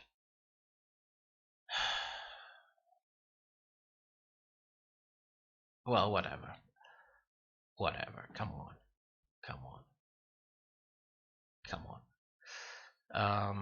Dixie says, I'm sure everybody can respect that. Can we have a nickname so that we can at least address you with something rather than "Hey, you"? I'll think about it. Okay, I'll think about it. Hey, you. But it fits. Somehow it fits with the whole privacy-oriented person. I don't even have social media. That's how much out there I am. I have a Twitter for the channel, but it's just not appealing.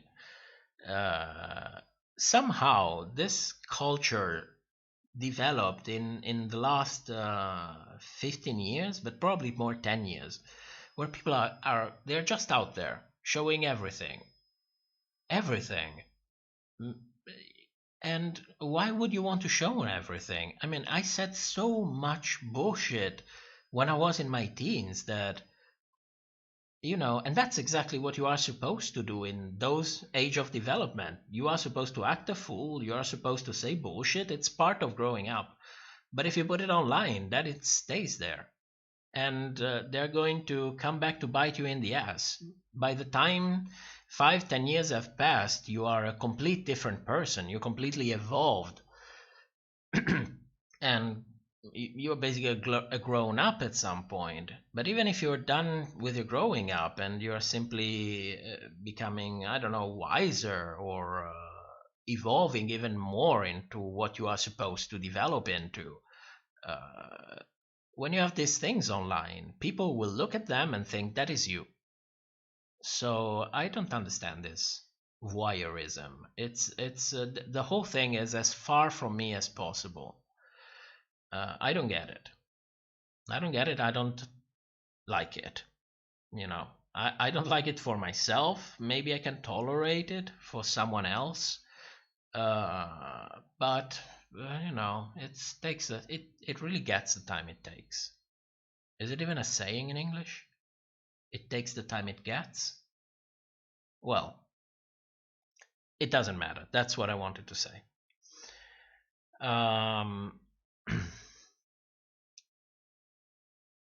Luis Felipe says that level of unprofessionalism, far too much. Yes. Luis, you're so right. You're so right. I came on stream like last month. I was doing a bit on the on what was going on with who was it? With Nina West. Nina West. Sorry, I need to. My mouth is dry as a desert. I need to drink. So I was doing this stream about the whole debacle, about what was going on with Nina, and I was trying to give a more objective perspective, you know. That's what I like to do. So I started this stream, and after 3 minutes, I realized that I wasn't even live. For 3 minutes, I talked alone like an idiot. Nobody was listening. And then I saw people in the chat say, is he starting? What is he doing? And like 2 weeks ago, I had a ton of things prepared in the streaming software. You know, I had all my pictures and my videos, and then I did the whole stream and completely forgot to put on these images. So yes, it's not professional. It's not professional at all. AI says you have more moral than tasty and 5 minutes. Dangerous bullshit. Most don't even work. Also, they steal things. Well, that's because they are a company. You know, it's much easier for a company to have no morals because it's all about the profit. And there is a very famous channel. It's called How to Cook That. She has millions of subscribers, and she did a lot of videos where she actually researched what they were doing and came to the conclusion that it's all fake. And they were also interviewed and basically said that yes, it's all fake. That is because those videos are not made to teach you anything. The point of those videos is to entertain you with the idea that you could do it, knowing that you will not do it. That's the reason why they are fake. Because in reality, nobody does it. Everybody likes watching the video where they tell you how to do something, but then nobody follows the how to. And if you follow it, you have disastrous consequences. So it's not difficult for a single creator to have a tiny bit of morals, and it's extremely hard for a company to have it, because that's not the definition of a company. Company is profit driven. Whatever brings profit. And then when they do something obscene to get their profit, you know, someone will come out, one head will be axed out, and then they will apologize. It will take the usual 5 minutes, and then it will be business as usual. And the bad thing about YouTube is that it's getting all about the companies, and YouTube is pushing them forward. They are transforming the platform into television. And when it will effectively become the television, because every other creator simply stopped doing what they were doing, either because they got tired of it or because they couldn't invest the time anymore, because they were not making a living out of it, and they needed to actually spend their time doing another kind of job because they were not paid. For one reason or the other, creators are being pushed out of the platform. And when it will become the television, another platform will emerge. All the creators will go there. Another company like Google will come out and start racking up on advertisement, because people do not care about the television. They watch it because it's there. The moment YouTube came out, the first years, people flocked out of the small screen to come to YouTube. And they do it for a reason. Because, on YouTube, you have millions of people, each doing his own thing. And that is appealing, because everyone can really look for their little quirks, what they really like to do it, or what they really like to watch. And everybody has his style, everybody does its thing. So the variety of the content that is offered by single creators is so big that a company could never replace that. Because the company first is driven by profit, and second, what they want to do is to bring out a video and get like 50 million views out of it, appeal to everybody. And the content that is successful, really successful, is the content that appeals to a very specific small group. And when you have millions of people appealing to a very specific small group, you get millions and millions and millions of views. And that's why everybody watches YouTube and almost nobody watches the television today. But we see how we're going. We are going to be eventually all pushed out of it. I know that. I have no, how do you say? Well, I'm starting to lose the words. I have no prospect of staying on the platform for like 10 years. It's just as good as it gets. It's working today, it might not be working tomorrow. So I'm going to take it and get the best out of it. And when it's over, it's over.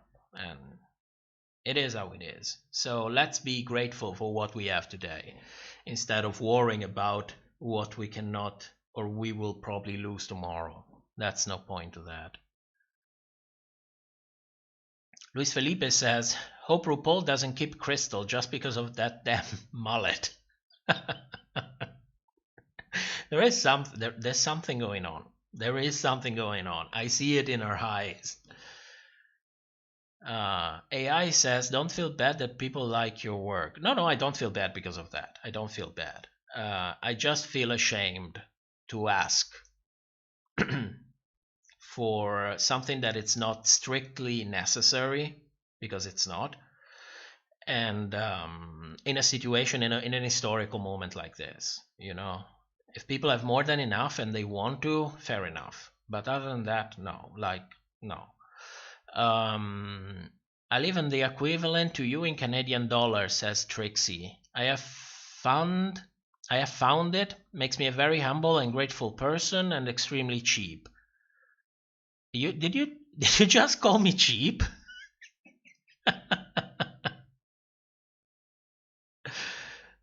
Oh, no. You're talking about living on a budget. Okay. You're talking about living on a budget. Okay. I totally get it. I was raised in a family that was living on a budget. So I completely understand it. And it does make you humble. It does. You have to make a virtue of every necessity. So by the time I got in my 20s, I was able to basically fix everything around the house, and that will save you a ton of money. So I completely understand that. I think it's not bad. If one day I will find myself to be a millionaire and for some reason we get to have kids, I will try to raise them on the cheap just to make them understand. AI said, Yeah, Aiden learned Twitter 10 years ago can be found a short while ago. I don't know how Aiden actually is. Yes, I saw that too. I saw that too. I was pointed out to those, and apart from the fact that they are from 10 years ago, it's still social media, and it's still not relevant to the topic. And well, okay. I thought maybe we could get into that, but I don't think I have the mental abilities to get into that right now. Lady Baconator says, "Did you wipe the water off your software?" No, but I wiped it off the desk. And yeah, I think that water finish took off the last oil that I put on this desk. So in my future, there is more oiling, which is fine. If the carpet doesn't rot, or maybe I'll dry it up tomorrow. AI said, "I think it's required for big companies to not have morals." Yes, you have to. Trust me, if you work for a big companies and you have morals, you will go nowhere. You will probably be fired really soon. Collie Kennedy said, "By the way, about the algorithm, I was brought here via the algorithm a few weeks back, and I have stayed and have been binging. I think you're on a up." Thank you, Kelly, if that's pronounced correctly. Yeah, what I got from the algorithm is that it's not that they do not suggest the content, because they do suggest it, but they just do it to a very, very short amount of people. And what I find incredible is that, from what I can see from the analytics, because I can see it, is that when they do suggest it, it gets more views than it usually gets from all the other videos who get tons of suggestions every day. I have videos who get suggested something like 100,000 times every day, and the chop is suggested like 10,000 times the first day, and then the second day is suggested 2,000 times. And I get it that it has like a 10% click-through rate, which is huge. On YouTube in general, 10% is big. And then they actually stay and they watch the video, and YouTube doesn't suggest it. I don't get it. But then again, how can you get it? These are neural networks that are doing this. They don't even know how the algorithm is doing it. So there is no point for us for trying to understand it.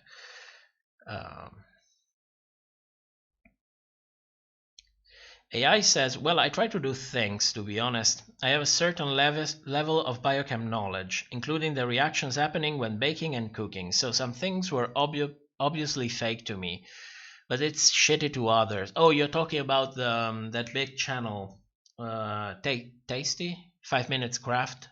I don't know. But watch the videos from that big creator that I told you about. She really did an excellent job, and she absolutely destroyed her microwave, proving them wrong. And well, it's sad, but what can you do? I understand that, because when I go to bed, I open YouTube and I look for something easy to fall asleep to. I try not to watch channels from big companies because I want to send a message, and it's also easier for me because I never followed one to begin with. So for me, it's much easier. I just see them in the suggestion and say, "Thank you, not interested." I'll stick to my usual creators. I prefer that. But I'm not signaling to you, "Oh, you should absolutely do that." Come on, let's be honest. Everybody does whatever they want, and you cannot change the world on asking people to how can you say, to be extreme on something. It never works at all. Everybody should just do the best that they can. That's enough. You do the best that you can. And for me, it's easier. For others, it's not so much. But I appreciate more people who actually spend the time and bring something to the table than blank companies that film 50 videos a day. They have this, I think it has a name, it's called content farming. Whatever. Luis Felipe says, now if something goes wrong with VH1, Miss RuPaul's can go to YouTube. You know, I have half a script for a documentary about RuPaul. And I like the idea of doing it so much because there is a ton of material that you need to research for doing that. And a lot of that is difficult to find. So for me, it's perfect. When I find this kind of challenge, I'm totally on board because RuPaul had a really interesting life from a point of view. She did everything. She went high, then she went low, then she went high again, then she basically lost herself. Then she is a bitch, but then she's also a mother. Then she is a businessman, but she is also an icon. It's interesting. It's interesting. The duality between, she's the perfect example of the idea that it doesn't really matter who you are or what drives you. What really matters is the change that you bring for good. At least with some limits, you know, because RuPaul is a businessman, a savage businessman. At least that's how she looks to me. But she's also bringing some extremely good change. So, you know, I find myself curious how to tell such a story. So I don't know. Maybe I'll get to finish it. Maybe it will stay in the dream box because I have something like 20 or 30 of these videos that they are just there at a different level of development. And some I do and some I leave there, and it depends, you know. For example, this video that I did with the lip sync, I had the idea, what was it, Wednesday or Saturday, and I did it in a day and a half. And it took still a lot of work. It's not easy to edit someone out of a video. You have to cut every frame in the video, or at least in very small bunches, and you have 30 frames every second, and then you have to zoom in to exclude the person. But then you also want to take advantage of the fact that in a bunch of frames you only see a tiny bit of the person, and in other frames you see a lot more of this person. So you have to use something called adaptive focusing. So depending on in which timeline you are in the video, the program will focus you. Well, you're telling the program to do this, but it will focus in different zones at different times, so that you can take advantage of as much material that you can get for the frames. And that was really interesting. Also the prospect of trying to tell a little bit of a story and trying to take advantage, you know, take something that it's a disadvantage because you start with holes in your video, and then try to turn it into an advantage for you. It's not a hole in the video, it's an opportunity to try to tell something, and trying to tell it in the most difficult but also most powerful way, which is a language without words. So it was fun. It was, at the end of the day, even if something doesn't get out, I can look in the mirror and say, listen, I had fun with it. For years and years, I thought about doing a ton of things when it comes to video editing, and I never did anything. Most of the ideas are still beautiful and even maybe artistic in a way, but they were never accomplished because I never taught myself editing. So at the end of the day, when I do a video and I like it, yes, if it doesn't get out, I'm a little bit disappointed, but at least I can look at it and say, yeah, I like that. There was no one who did that for me, so I did it for myself, so I feel good about it. And that's important. If you don't want to get burned out from doing this, that's important.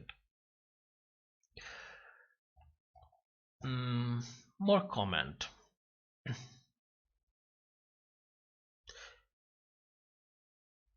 AI says Crystal's hair is legit painful. Come on, poor Crystal. Luis Felipe said the shade is real. Oh yes, yes, never been as real. Dixie says I meant Jada in the lip sync. Okay.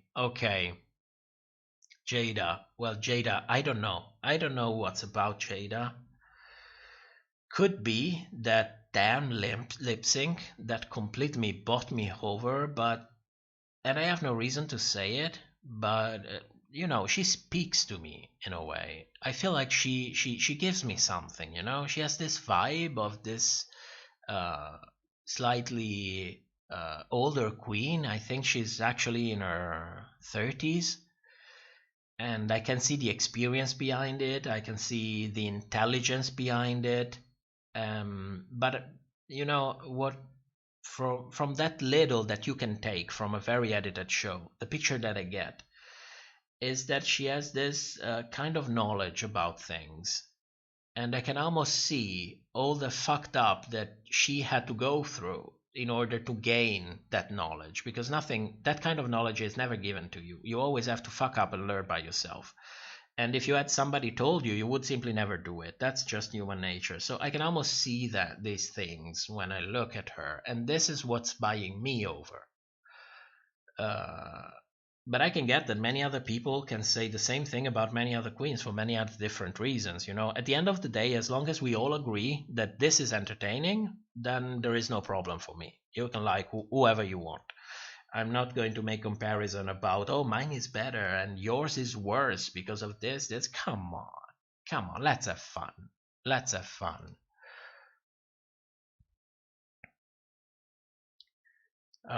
Dixie says, I definitely agree that it's more laziness. I subscribe to many different channels on the LGBT plus spectrum and they're being monetized. Yes, it's laziness. I never claimed otherwise. I'm convinced about it.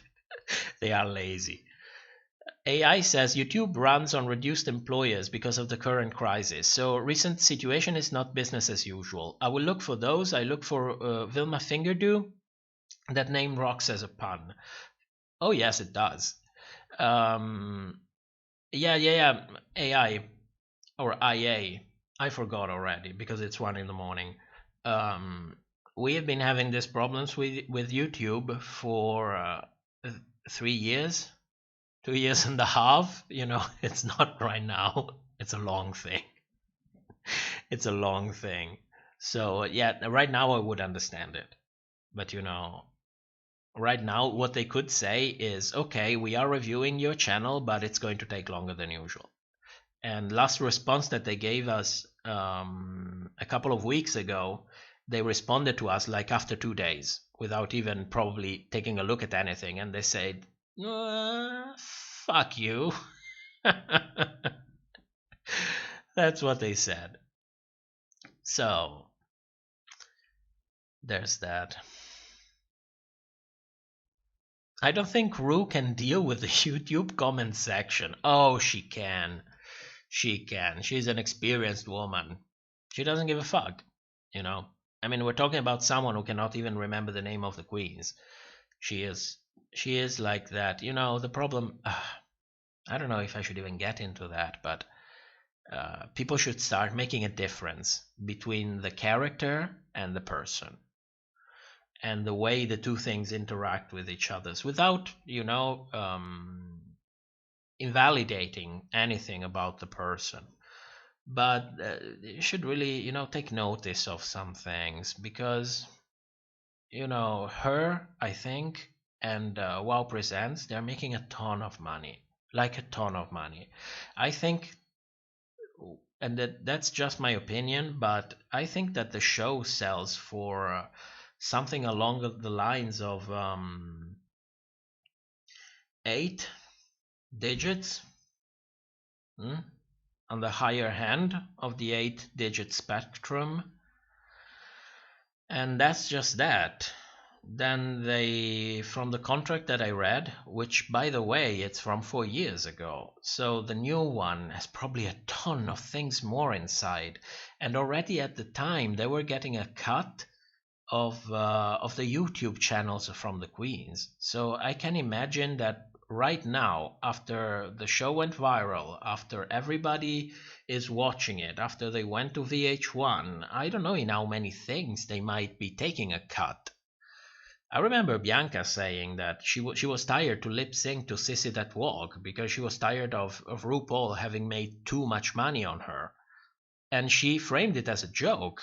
But then again, if that was the true, wouldn't you frame it as a joke if you're under contract not to speak about the contract?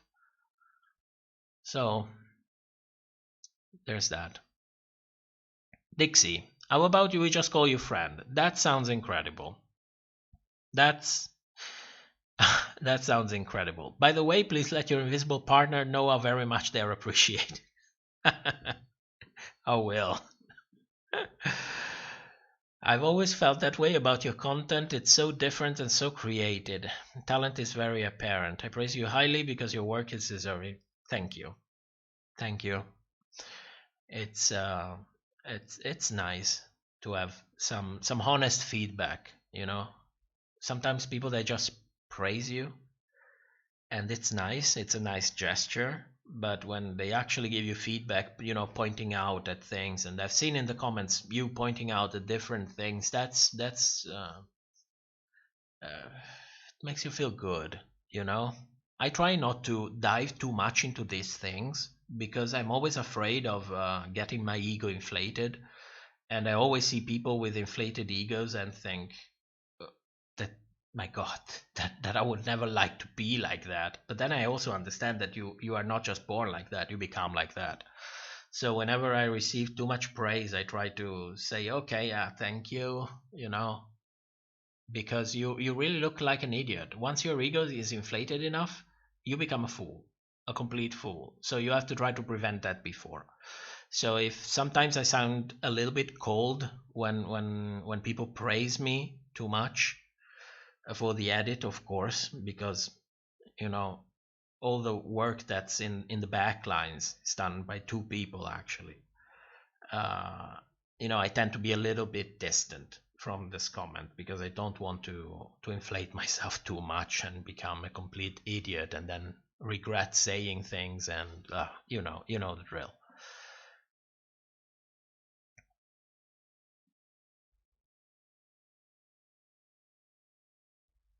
Luis Felipe says, I get the knowledge vibe from Jada. Every time she gives a word of advice to the queen, which happens a lot, yeah. Too bad they framed her in a bad way.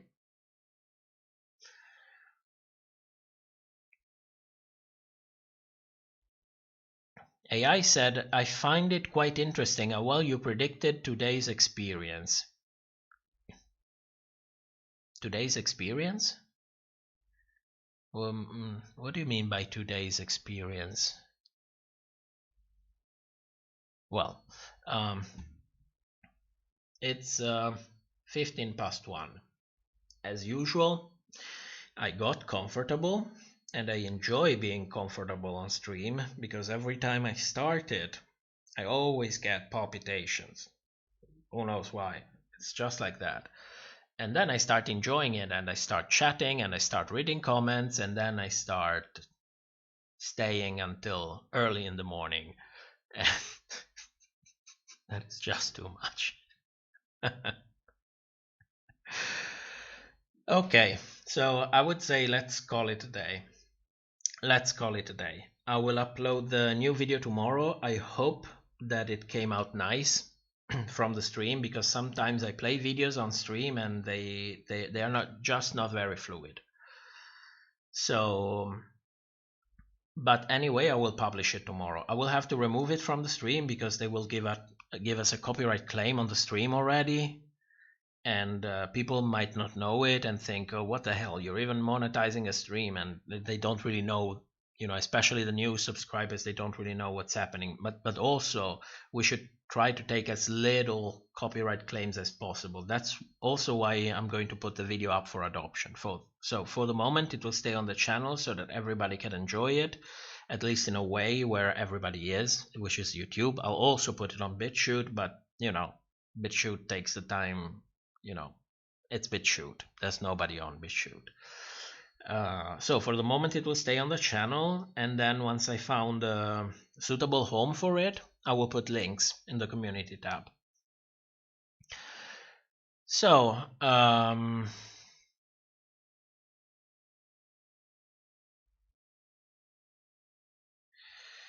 Elite AI, yeah, it's after 1 already, but it's nice. Yeah, it's chilling. I would like to smoke. I would really like to smoke a cigarette, but I don't smoke in the house. So I'm going to have a cigarette after the stream. And AI says sleep well, and Luis Felipe, bye, bitch. Thank you. Thank you, guys. I'll see you next week, probably on Sunday. Okay, I'll write it in the community tab. So see you back next stream, and have a good night. Okay, see you next time. Bye bye.